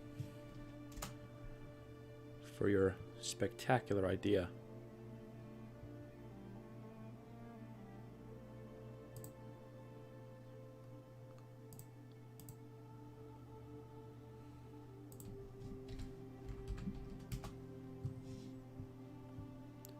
Got him.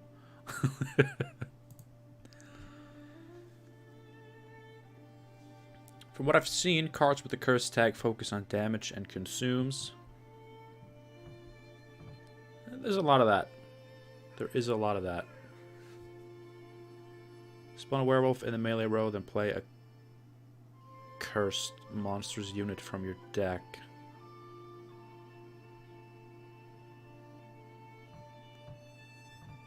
That would have to be a pretty damn expensive card.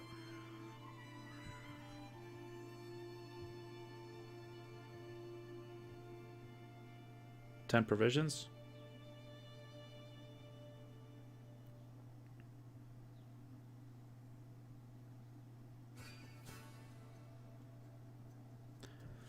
Ten provisions. Gold, obviously.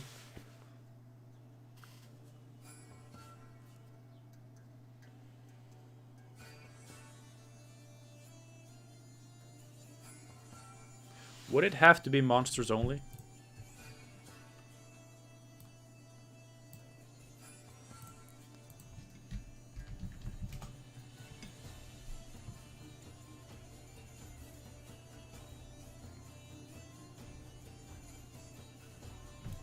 It's like a justice. Team 92. Hope all's good. Yeah, that's fine. I think it's my bad internet, but like sometimes this takes a shit ton of time. Hey, give monsters a tutor for Sienna? Come on. Fuchsia Briefs would love that. We gotta hook up our boy Fuchsia with some tutorage for Sienna.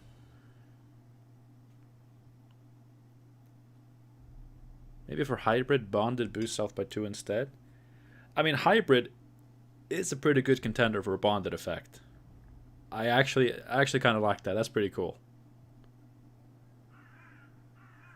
That's not bad. That's not bad.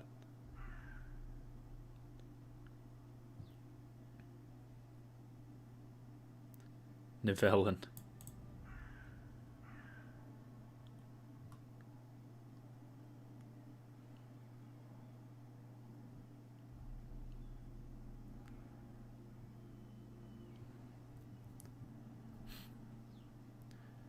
I mean, imagine getting to tutor Sienna and play her as part of a 7-point play because you spawn a werewolf.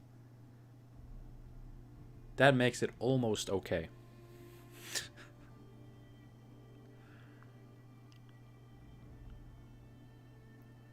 Order heal self.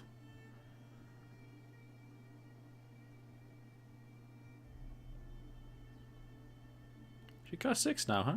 That's pretty cool. Maybe make the restriction that it has to be 9 or less provisions.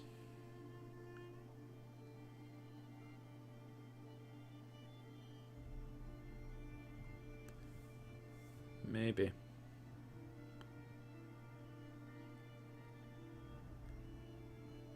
Nevalin is legit in enemy movement Scoia'tael, sure. He's a 5 for 6 that can move 3 units. I think this card is in a good state. Thief Cag, hi. What's up? Welcome. Welcome.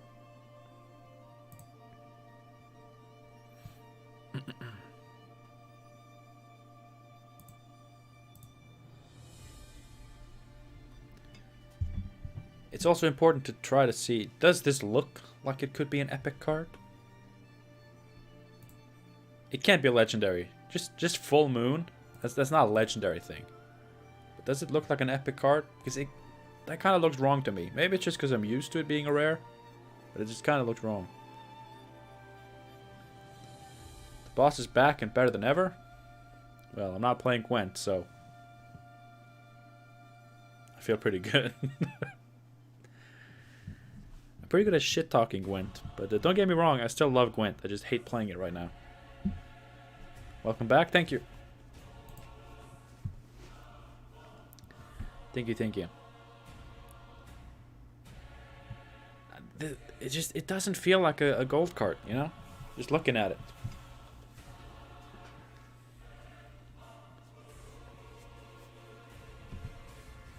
You use Operator for 3 centuries. I mean, it is. It is Operator. He needs to be in every deck that can use him. Add some Gloom and Darkness to the back and it's good. Maybe, maybe.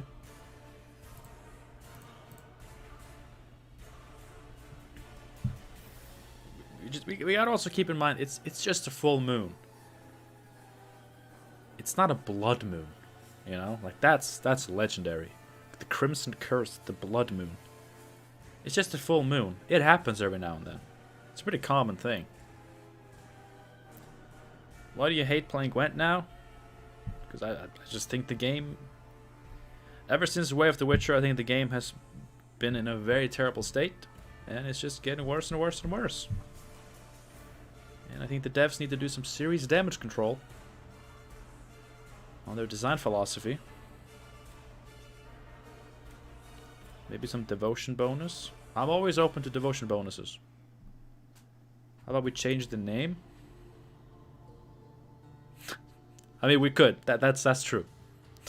That's cool. Call it lycanthropy.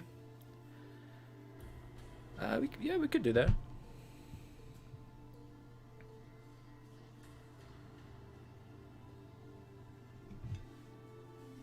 We could do that.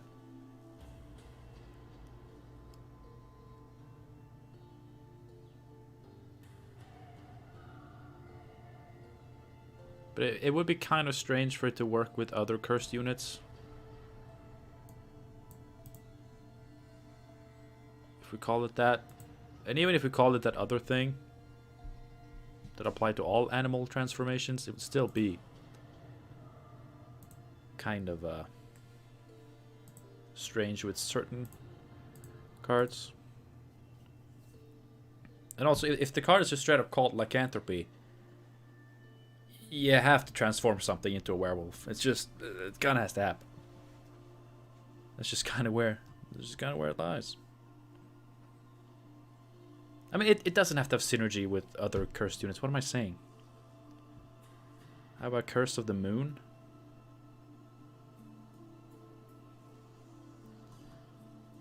Cursed Transformation?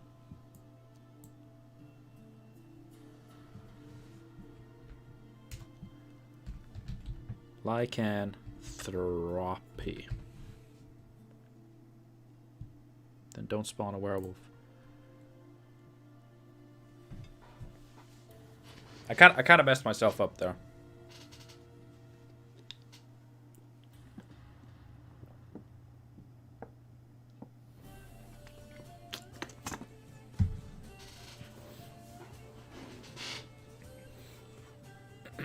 But see, that's the thing. If it's called lycanthropy, something's got to turn into a werewolf. But what does monsters have that could turn into a werewolf? But if it's just called full moon, it can spawn a werewolf. Actually, you know, I'm reverting this. I'm an open beta player. I want to play full moon.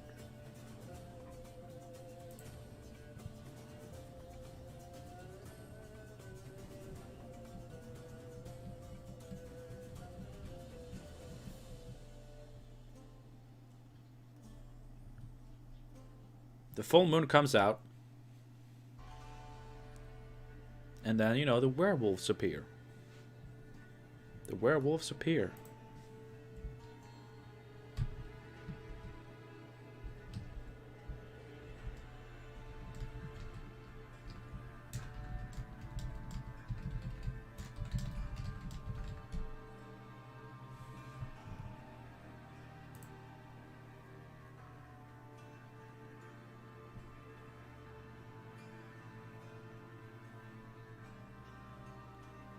Trigger lycanthropy.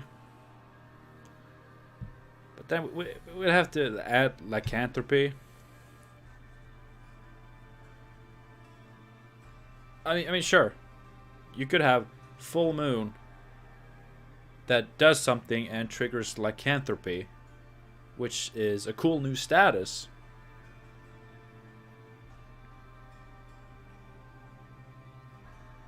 But I don't know.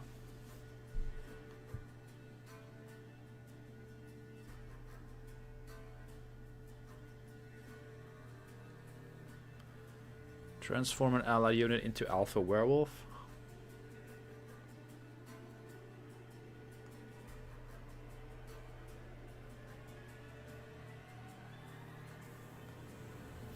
How is full moon organic?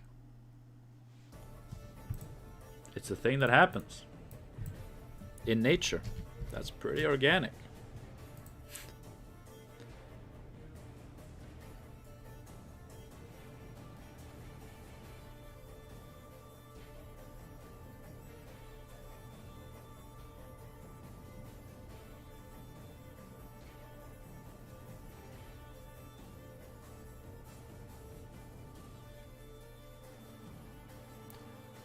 It's like natural selection. It's just a thing that happens in the nature.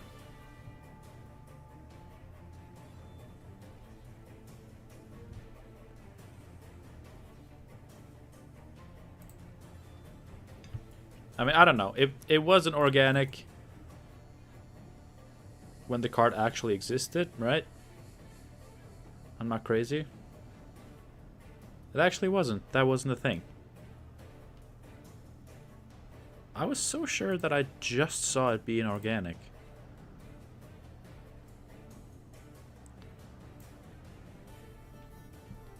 Oh, silver cards. It feels so good to see silver cards. Hello.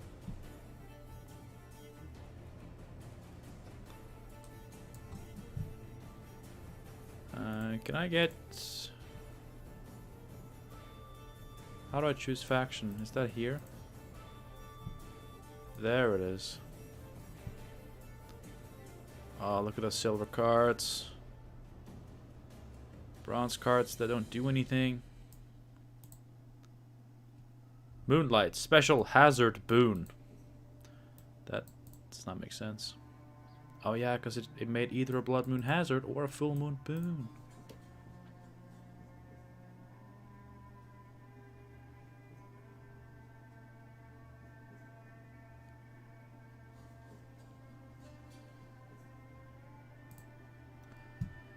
I mean, look. Like, we could... Lycanthropy.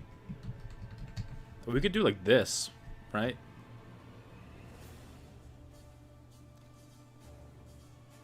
But what does this do?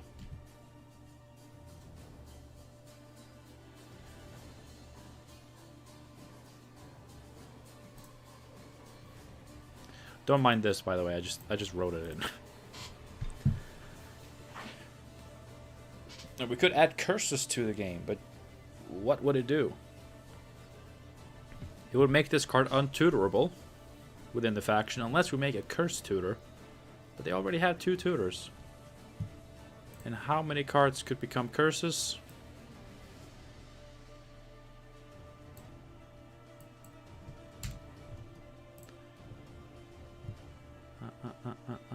Probably not that many. I mean, this one could. I'll admit. Crimson Curse could be a curse.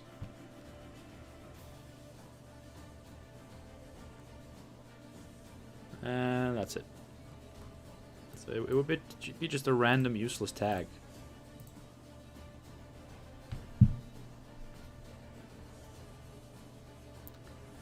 Transform an enemy unit into half-wolf. I mean, transforming enemy units, that's scary territory. There would have to be a severe limitation to it.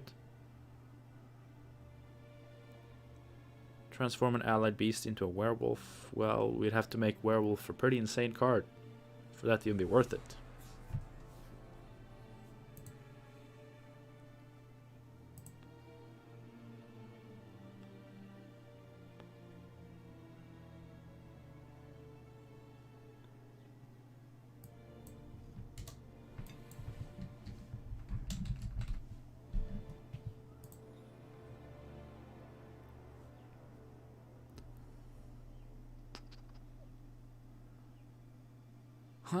Let's see.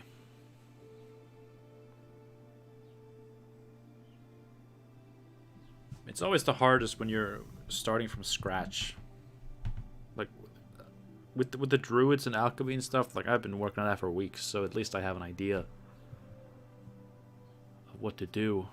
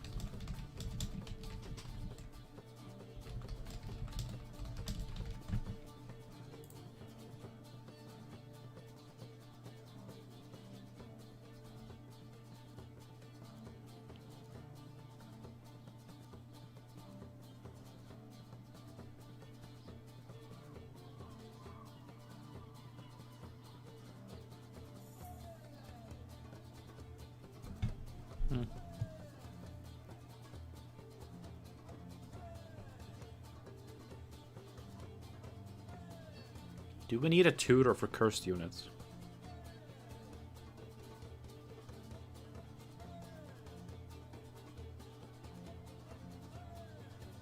Like, do we need that?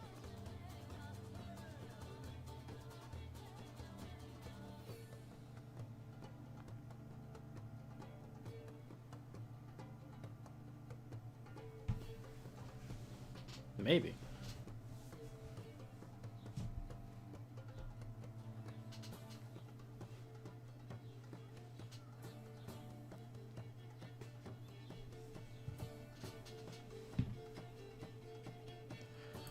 I think I definitely want to keep the werewolf spawning, though.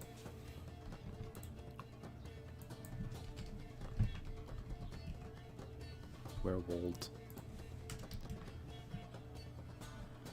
Beast.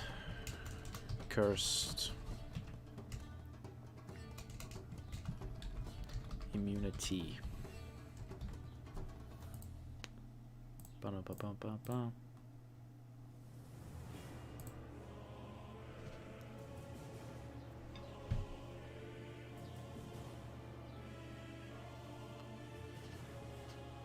If they add cards that are good and have the curse tag, it would be good.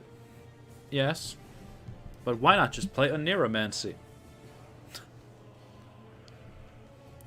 I mean, we want to encourage people to not play a Neuromancy. So.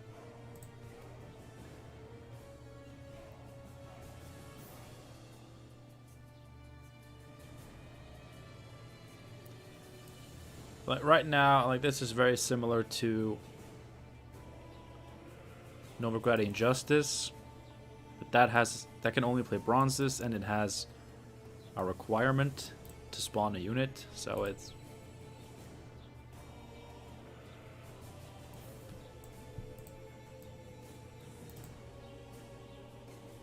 We can't have it play only bronze cursed units, because that's just Werewolf.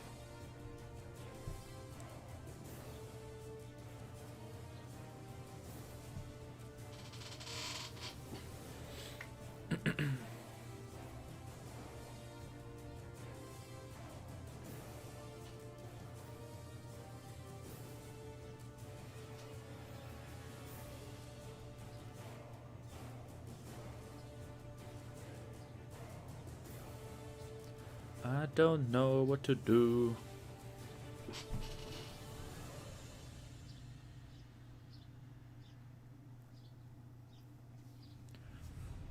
I mean, it's a full moon, right?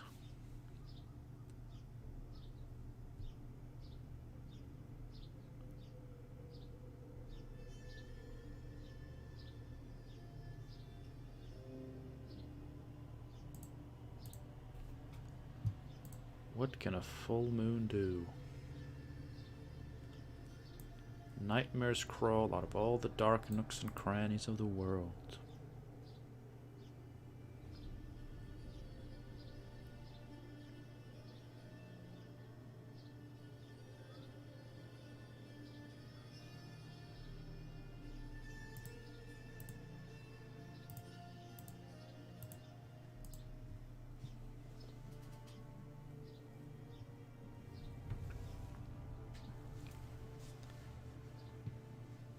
Ay, ay, ay, ay.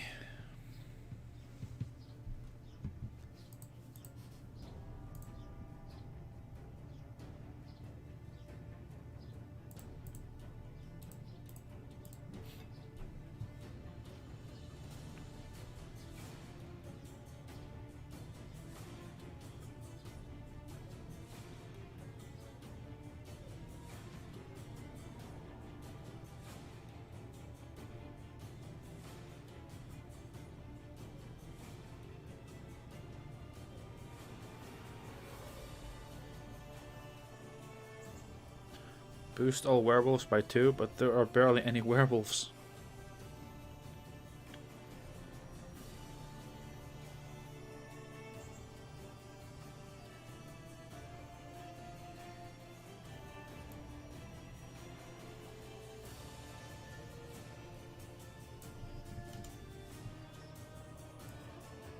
I don't think we need this to be random.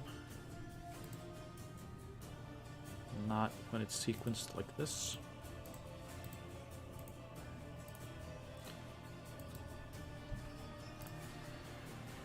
Spawn a werewolf in an allied row.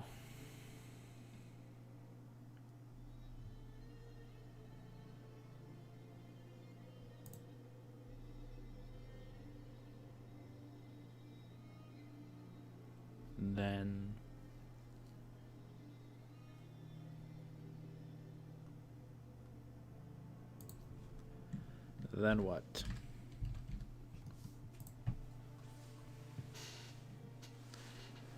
Boost him by amount of beasts on that row.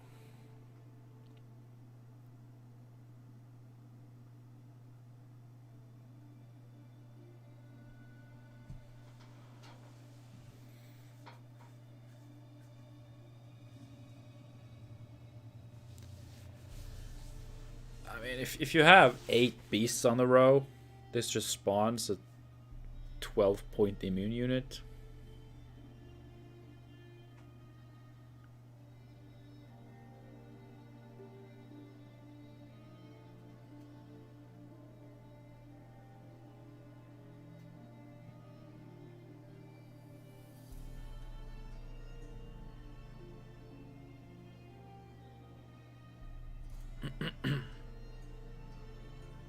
Seems a bit much.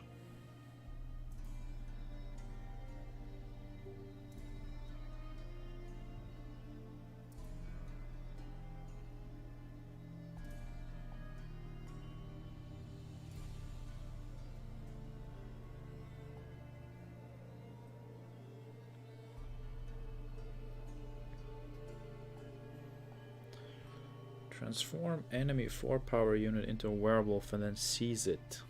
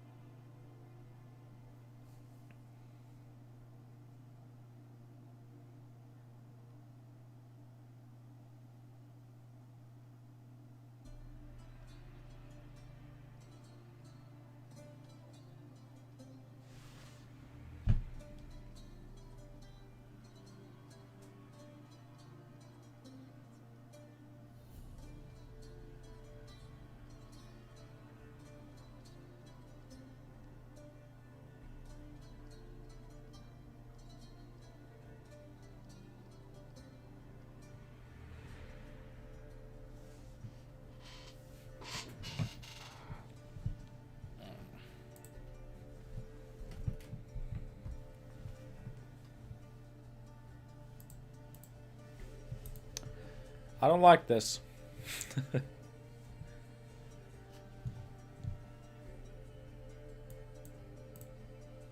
I have no idea what to do.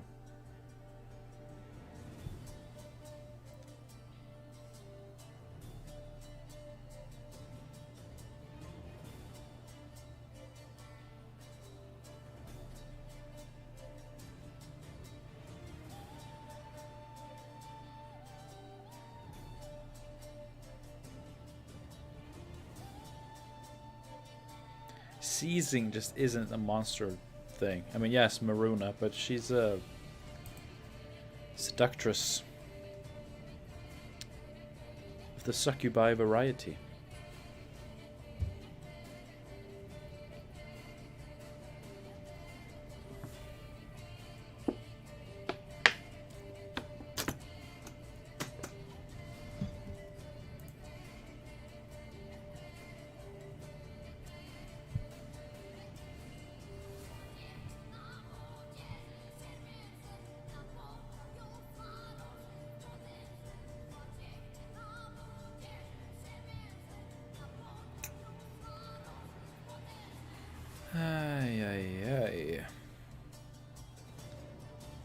I mean, I can't look at this picture without thinking about primal savagery.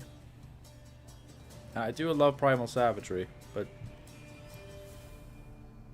this would just be the worst version of that effect if we made it like that, and that ain't good.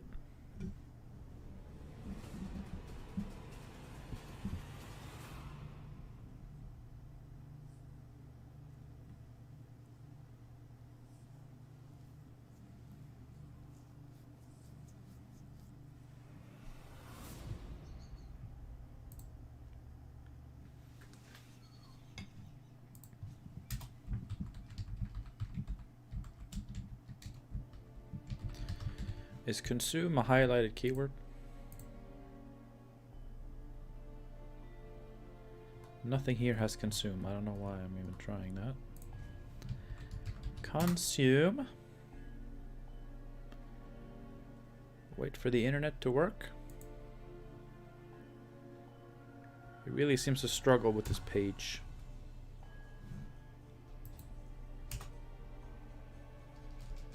There we go.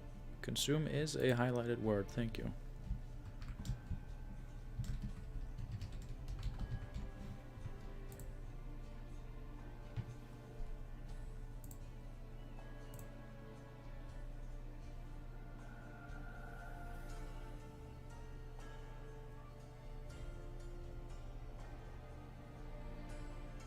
Poor guy.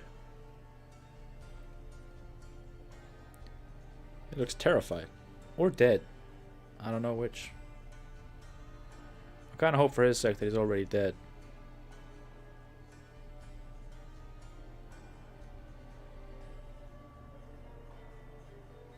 I don't know.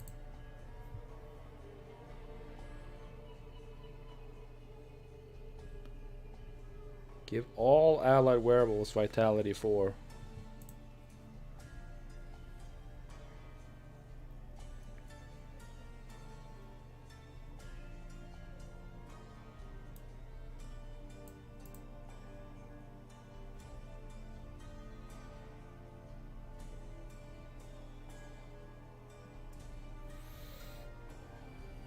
I mean, vitality isn't a terrible idea on a werewolf, I think.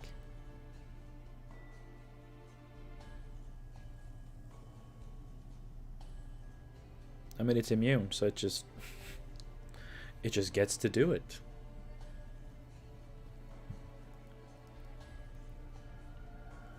And they get vitality from the full moon.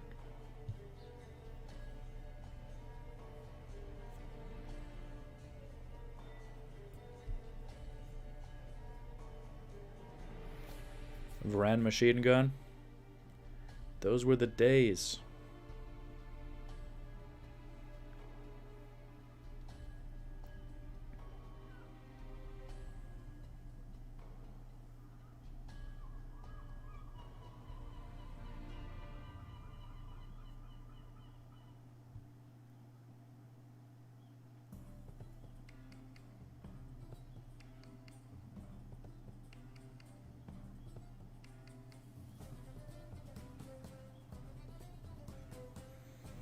What if it just gets vitality for 4 turns? It's not great. It's a pretty safe 8 for 5 that just takes a few turns. But it's not super interesting.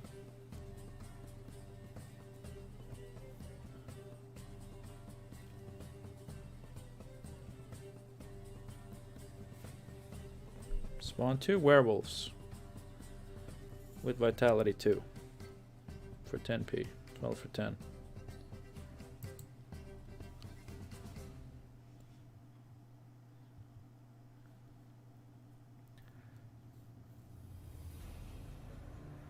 That's just a better Svalbard totem.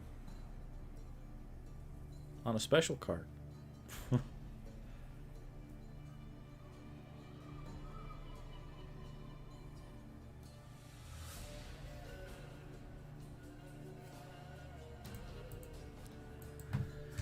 Let's look at some 5 provision specials, shall we?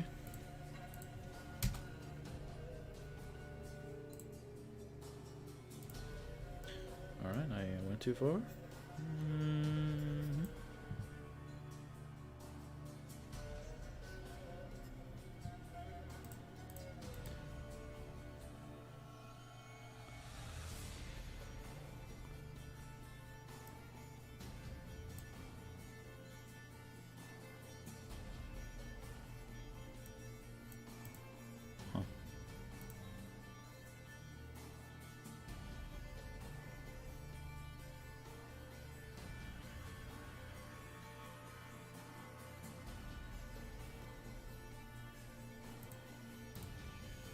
They would have to play V and leave it on the board and then play this next turn.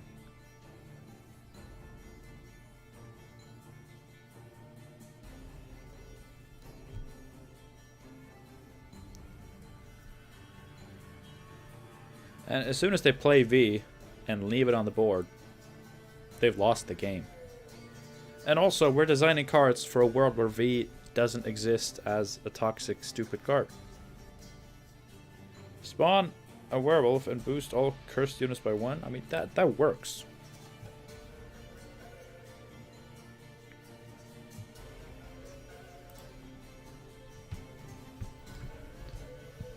Then boost all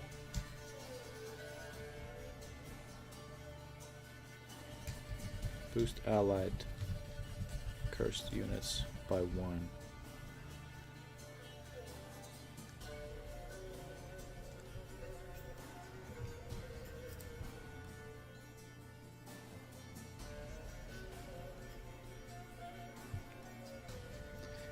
Yeah, so at worst it's a 5 for 5 because you get at least 1.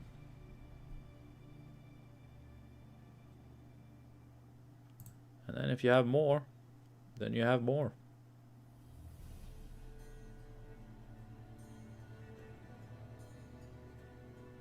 V players don't exist in my world.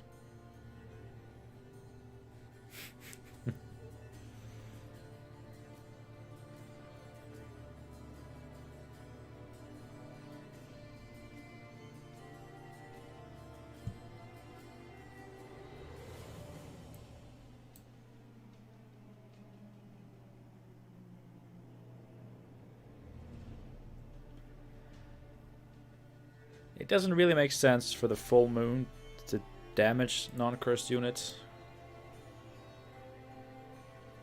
Like, a full moon doesn't hurt non-cursed units, but it does benefit, you know, cursed units, werewolves and stuff, so...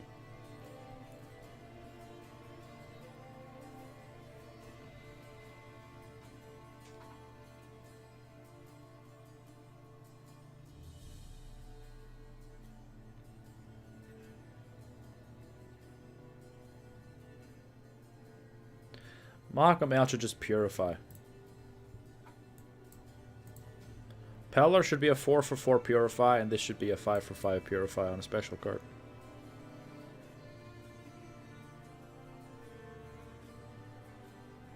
Because it's only good on allies, whereas Peller can work on both. So, just a thought.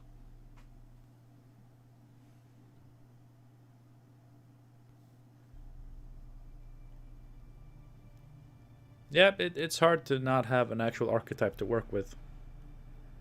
Maybe we should have waited with this one until we had something else. What about Profit 2, spawn a werewolf?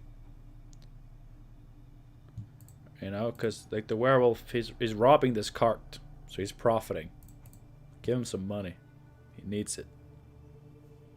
Poor guy. He got turned into a werewolf. None of his clothes fit. He needs new clothes. But nobody wants to hire the guy because he's a goddamn werewolf, so he needs to steal.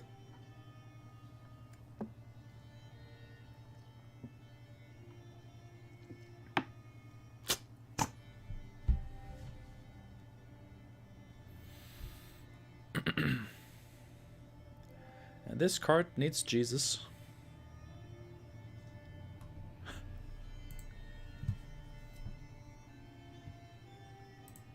Should we try another one?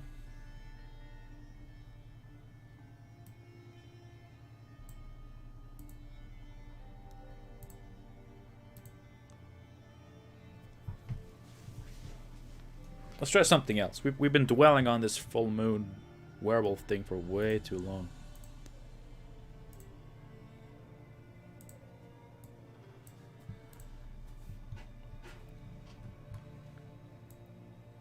What is a card that needs Jesus?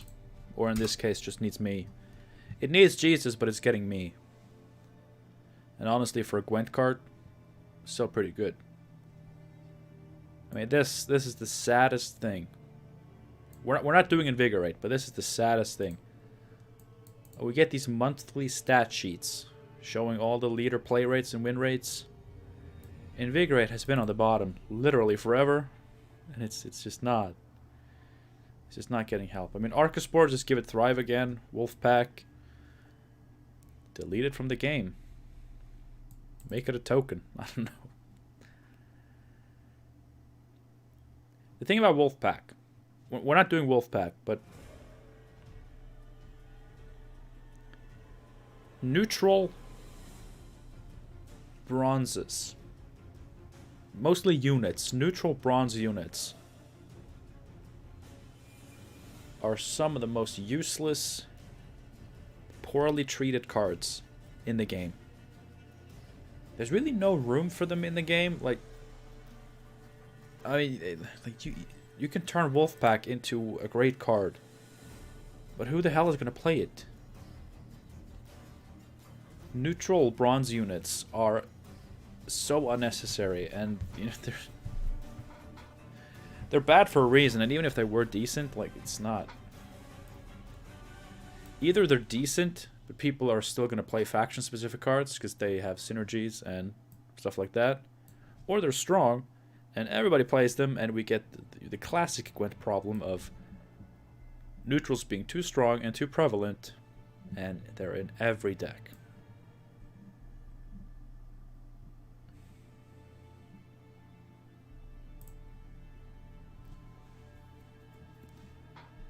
Deathblow spawn a Wolfpack. I mean Wolfpack and Peasant Militia. Like, I'm not even gonna find them, but they both look like tokens. Just looking at the arts, looking at what they represent, Wolfpack, Peasant Militia, they've got token written all over them.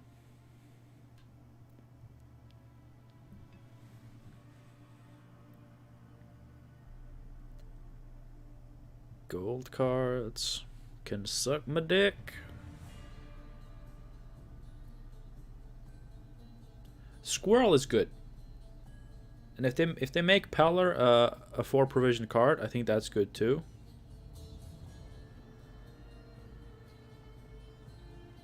Oh yeah, they were tokens. They were tokens. Which is why they look so much like tokens, because they actually are. Make them tokens. But yeah, like tech cards. Like that's where neutrals, you know, have a place as tech cards. And you can have bronze tech cards. You can have Squirrel. You can have a buffed Peller. That works. But the half-assed attempts at a bandit archetype, that's no. I mean, you'd love to see it, but no.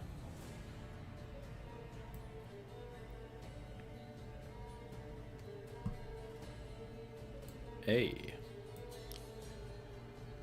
I do remember Woody and his wolves. Damaged enemy unit by 2.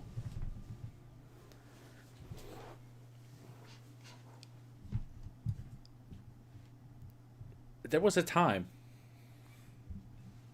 right after Homecoming, where Wolfpack was actually played. Like this. 2 power, 2 damage, 4 provisions. It was actually played. Because cards in Gwent were so trash that this was fine.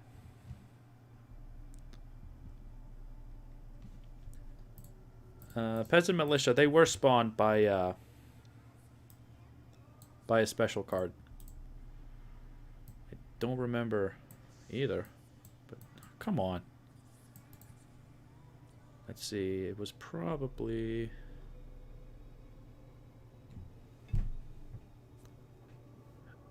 It wasn't neutral, right? That was that.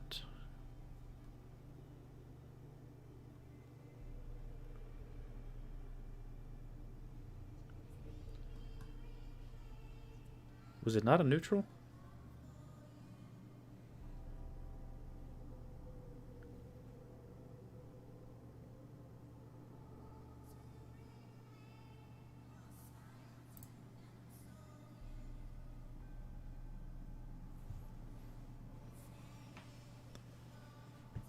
Whoa, whoa.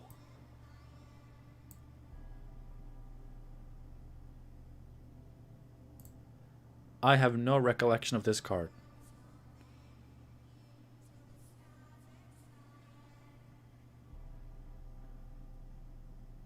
I wouldn't mind making Wolfpack a Monsters exclusive token, but they already have so many tokens.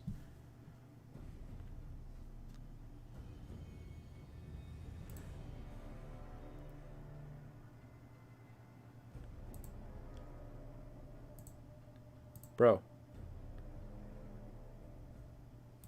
Deathwish spawned at short. That's pretty good.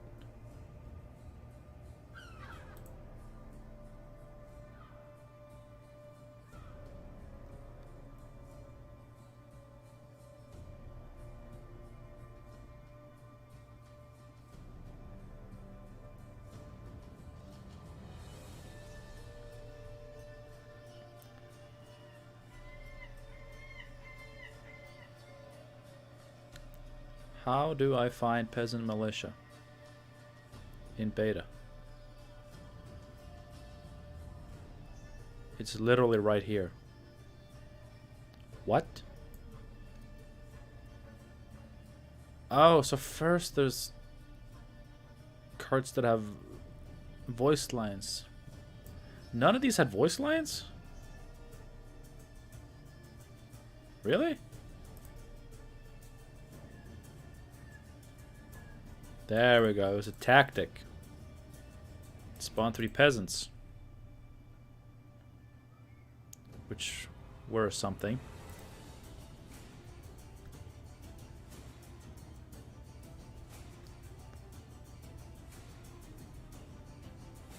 Hand buff Nilfgaard. Yeah, that was strange.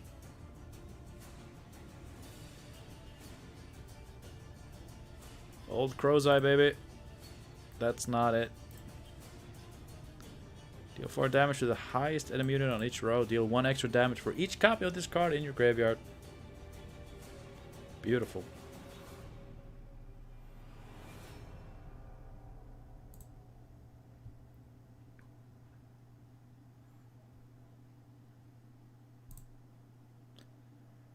Boost a unit by the base power of a bronze or silver unit in your hand.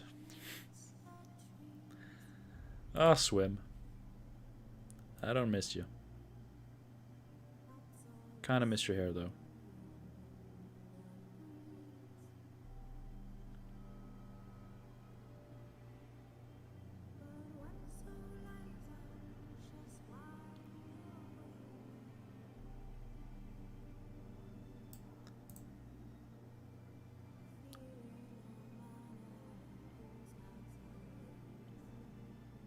He had 3 armor. Who would have thought?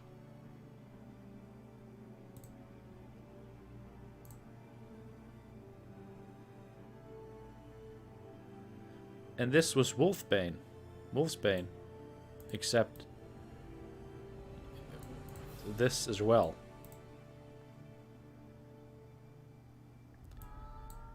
God, I remember when they hyped up items. It was like, oh, yeah, with the midwinter patch, I think it was the midwinter patch, we're bringing in a new card type. And, you know, we were all like super excited because, oh, we only had units and special cards. We're going to get a new card type. Items. Oh, it's probably like artifacts in Magic the Gathering. Nope. It was just the category of specials.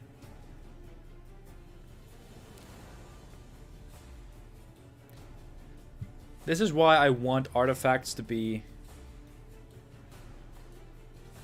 a significant but balanced part of Gwent, because it's like the 3rd card type, and they have a select few that work as healthy cards, but most of them have been problematic and garbage.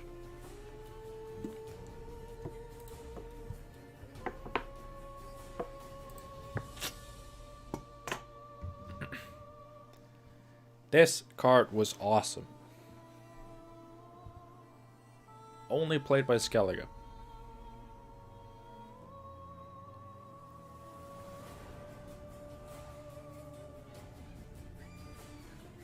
Fairly weak point-wise, but it could be used as carryover. You got King Bran. Discard 3 cards.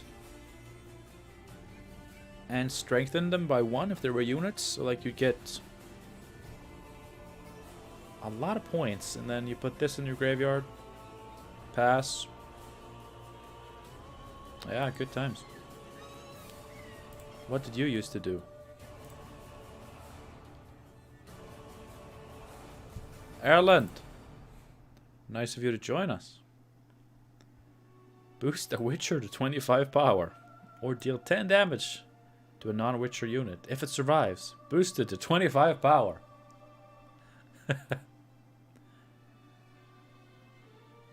Was this ever played? I don't think it was.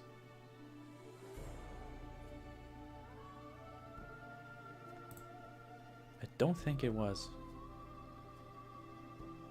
This used to be the same, right? Why does that happen?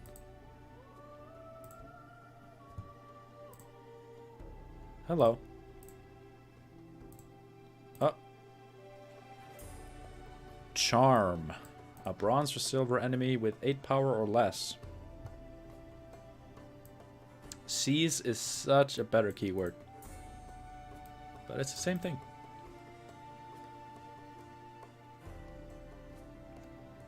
Boosting a 2 power Witcher student to 25. Easy.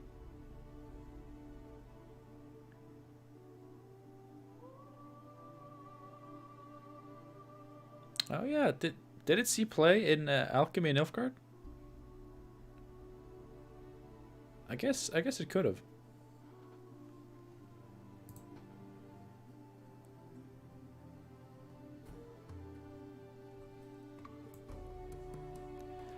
Alright, so I think we're done with the custom cards. But now I would just want to look at these cards. Show me those assholes. Where are they?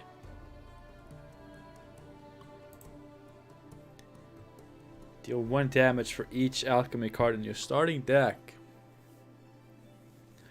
What did they usually hit for? Like 9 or 10 at least, which is what Alcer's Thunder used to do, but these also had 5 base power. Oh my god, no. Don't even.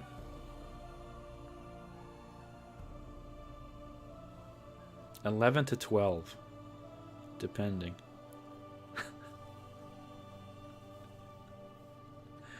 Holy shit, these were insane.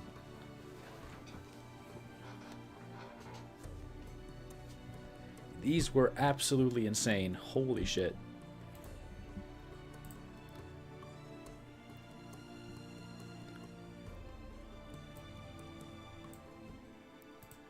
And bronze tutors.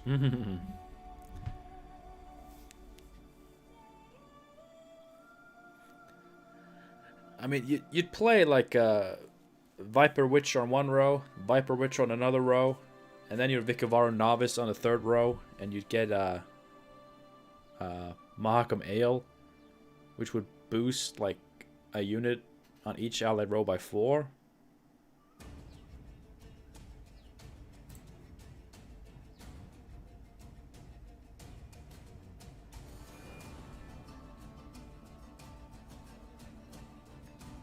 These did the same thing, right?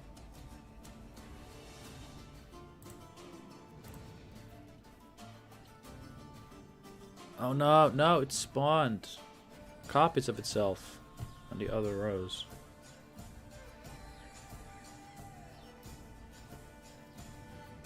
So these only played for 9.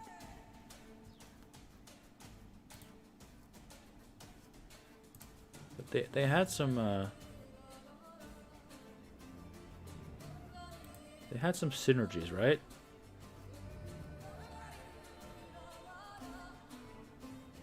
Was it Rigev? Play a bronze machine from your deck. It was not Rigev. That's awesome though. Create a bronze Nilfgaardian soldier. What was the payoff? There was a payoff for slave infantries.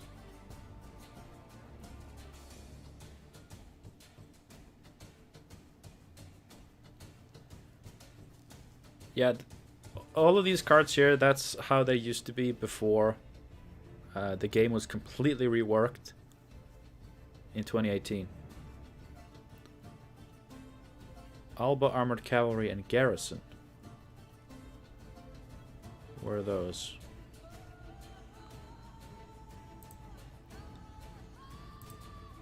Alba Armored, please. Whenever an ally appears, boost self by 1. Alright, so these would boost by 3 every time you played a slave infantry. And Garrison probably didn't have a voice line. I thought it had like a sound effect though, didn't it? No, that's Nilfgaardian Gate. What is Garrison? Is that a neutral? Maybe been a neutral. Sentry.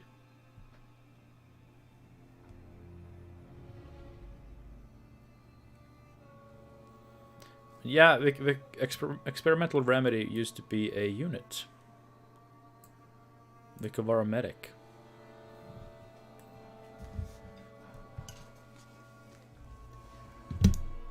Whoops. It never occurred to them that having units that just played other units would be bad boo-boo.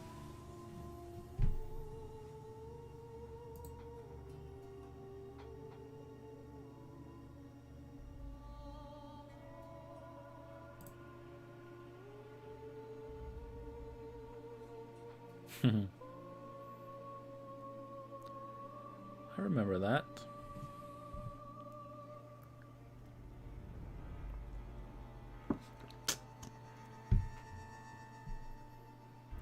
Ointment. What did ointment do? Resurrect a bronze unit with 5 power or less. Oh yeah. So you just played those those Viper Witchers again.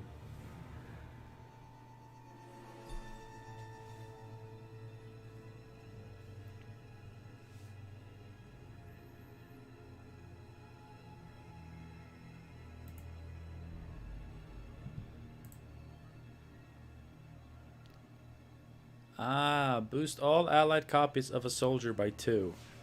Holy shit. This is a gold card now.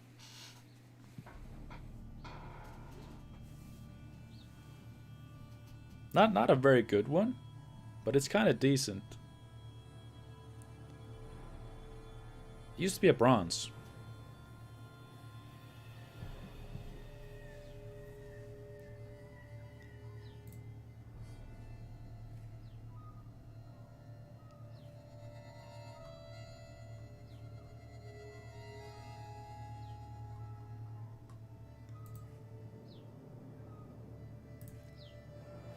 Play a random bronze item from your deck. It was a 3 strength bronze that played another bronze. I mean, yeah, special cards. Special cards were like intentionally made weaker because they were always being tutored by other bronzes.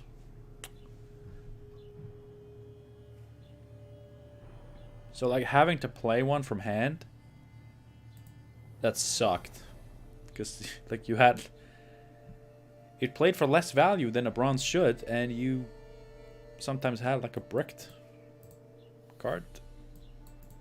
Like a Wild Hunt Hounds used to tutor Biting Frosts. Vreemed is pretty decent.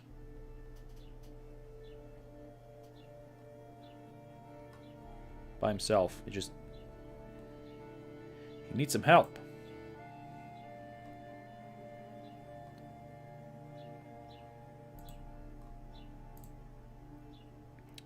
Can I please see the Darelan foot soldiers? I'd love to see them.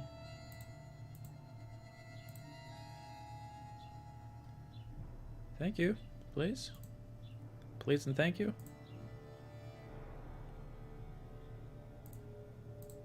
Well, I remember what they did now. When they were revealed, they like popped out your hand and you drew a card. That was balanced. It was fun, but it was crazy.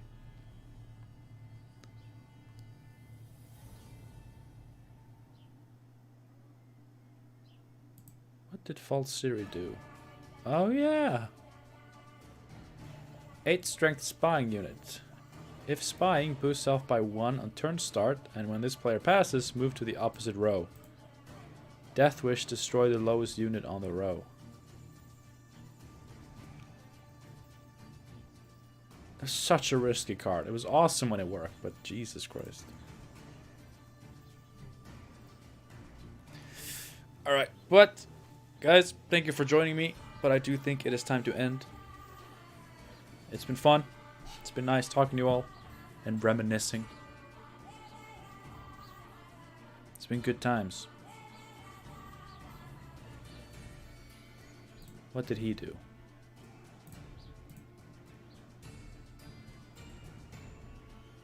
Oh yeah.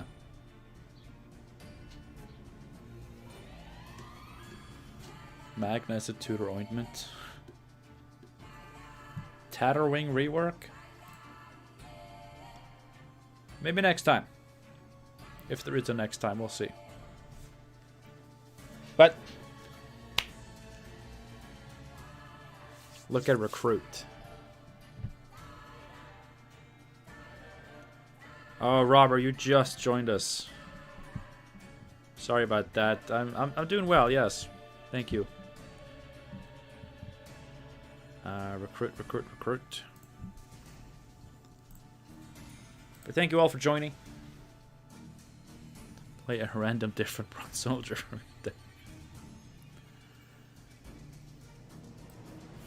This is no excuse for that. There's no excuse for that. Jesus Christ.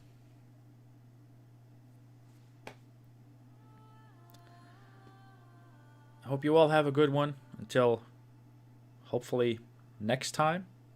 I mean, there should be a next time, but I don't know when. I don't know what's gonna happen. I just, randomly felt like stopping by, letting you know that I am still alive. And while I am not playing Gwent, Gwent is still in my heart and my brain. I still care. I still want nothing more than to be able to return to a Gwent that I can actually enjoy and make stupid decks, stupid videos for all of you.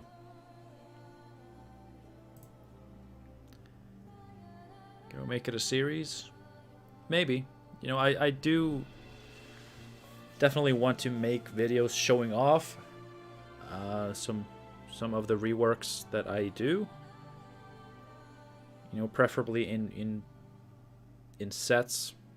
Like, once I'm finally done with Druids and Alchemy, I'll do a video showing off all the Druids and Alchemy stuff, and then, we move on to, Nilfgaard soldiers. So it would be, few and far between, because it takes weeks, obviously, to finish it off. But I definitely want to do something, and I want it to be Gwent related, because this is a Gwent channel. Gwent is one of my favorite games of all time. It's definitely the game I'm the most passionate about, and I do truly love the game. It's just, once again, in a very poor state, in my opinion. I know some people are enjoying it, and that's great. I mean, if you're able to enjoy a game, good. Keep at it. But for me, it's just some of the new cards are just really unhealthy, in my opinion. And not even just new cards, some old cards that still roam around doing the devil's work. Masquerade Ball, I'm looking at you. And like every deck is running some toxic, abusive card or combo that you have to bleed out. So you have to win round 1, and then you have to bleed round 2. And if your deck doesn't really want to bleed, then you're just setting yourself up for disaster. But if you don't bleed, you definitely lose.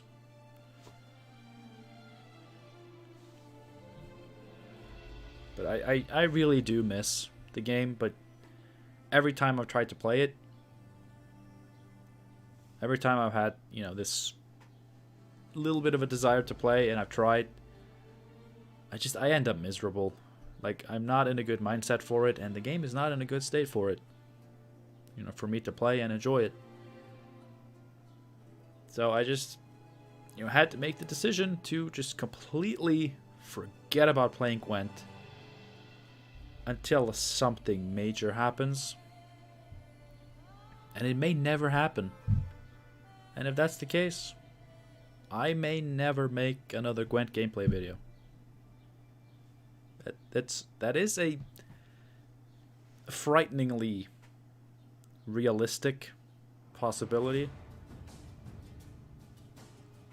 But the game has been in what I have thought have been terrible states before, and they've been able to bounce back.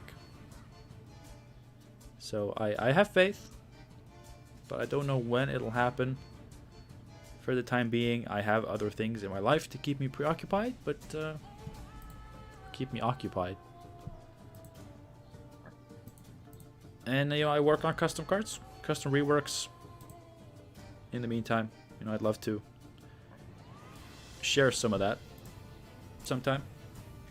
That's right, I flipped the monitor down a little bit. But that is going to be it for this time. I hope you enjoyed it. Thank you for joining me Thank you for all your input. I apologize if I was a bit critical towards some of your suggestions. Like it's not that they were bad or anything. It's just that I'm very specific about what I want. And while, you know, all your suggestions did appeal to parts of what I want, like either the flavor was right on point or the playability was right on point, but like I've been working on, you know, those Druid cards for weeks, and I've barely gotten anywhere because I'm such a perfectionist when it comes to this. Like when I make that video where I finally show off my completed rework of Skellige Druids, I want it to be so sick, so epic. So it's probably still going to be a while until that happens. It's going to be even longer until any other custom rework videos come out. But maybe I'll do more streams. Maybe I'll do other videos. I don't know. But until any of that happens, I do wish you all the best. I hope you are getting by all right in this crazy world. Hope you're doing well. And I do hope to see you again soon. Until then, have a good one.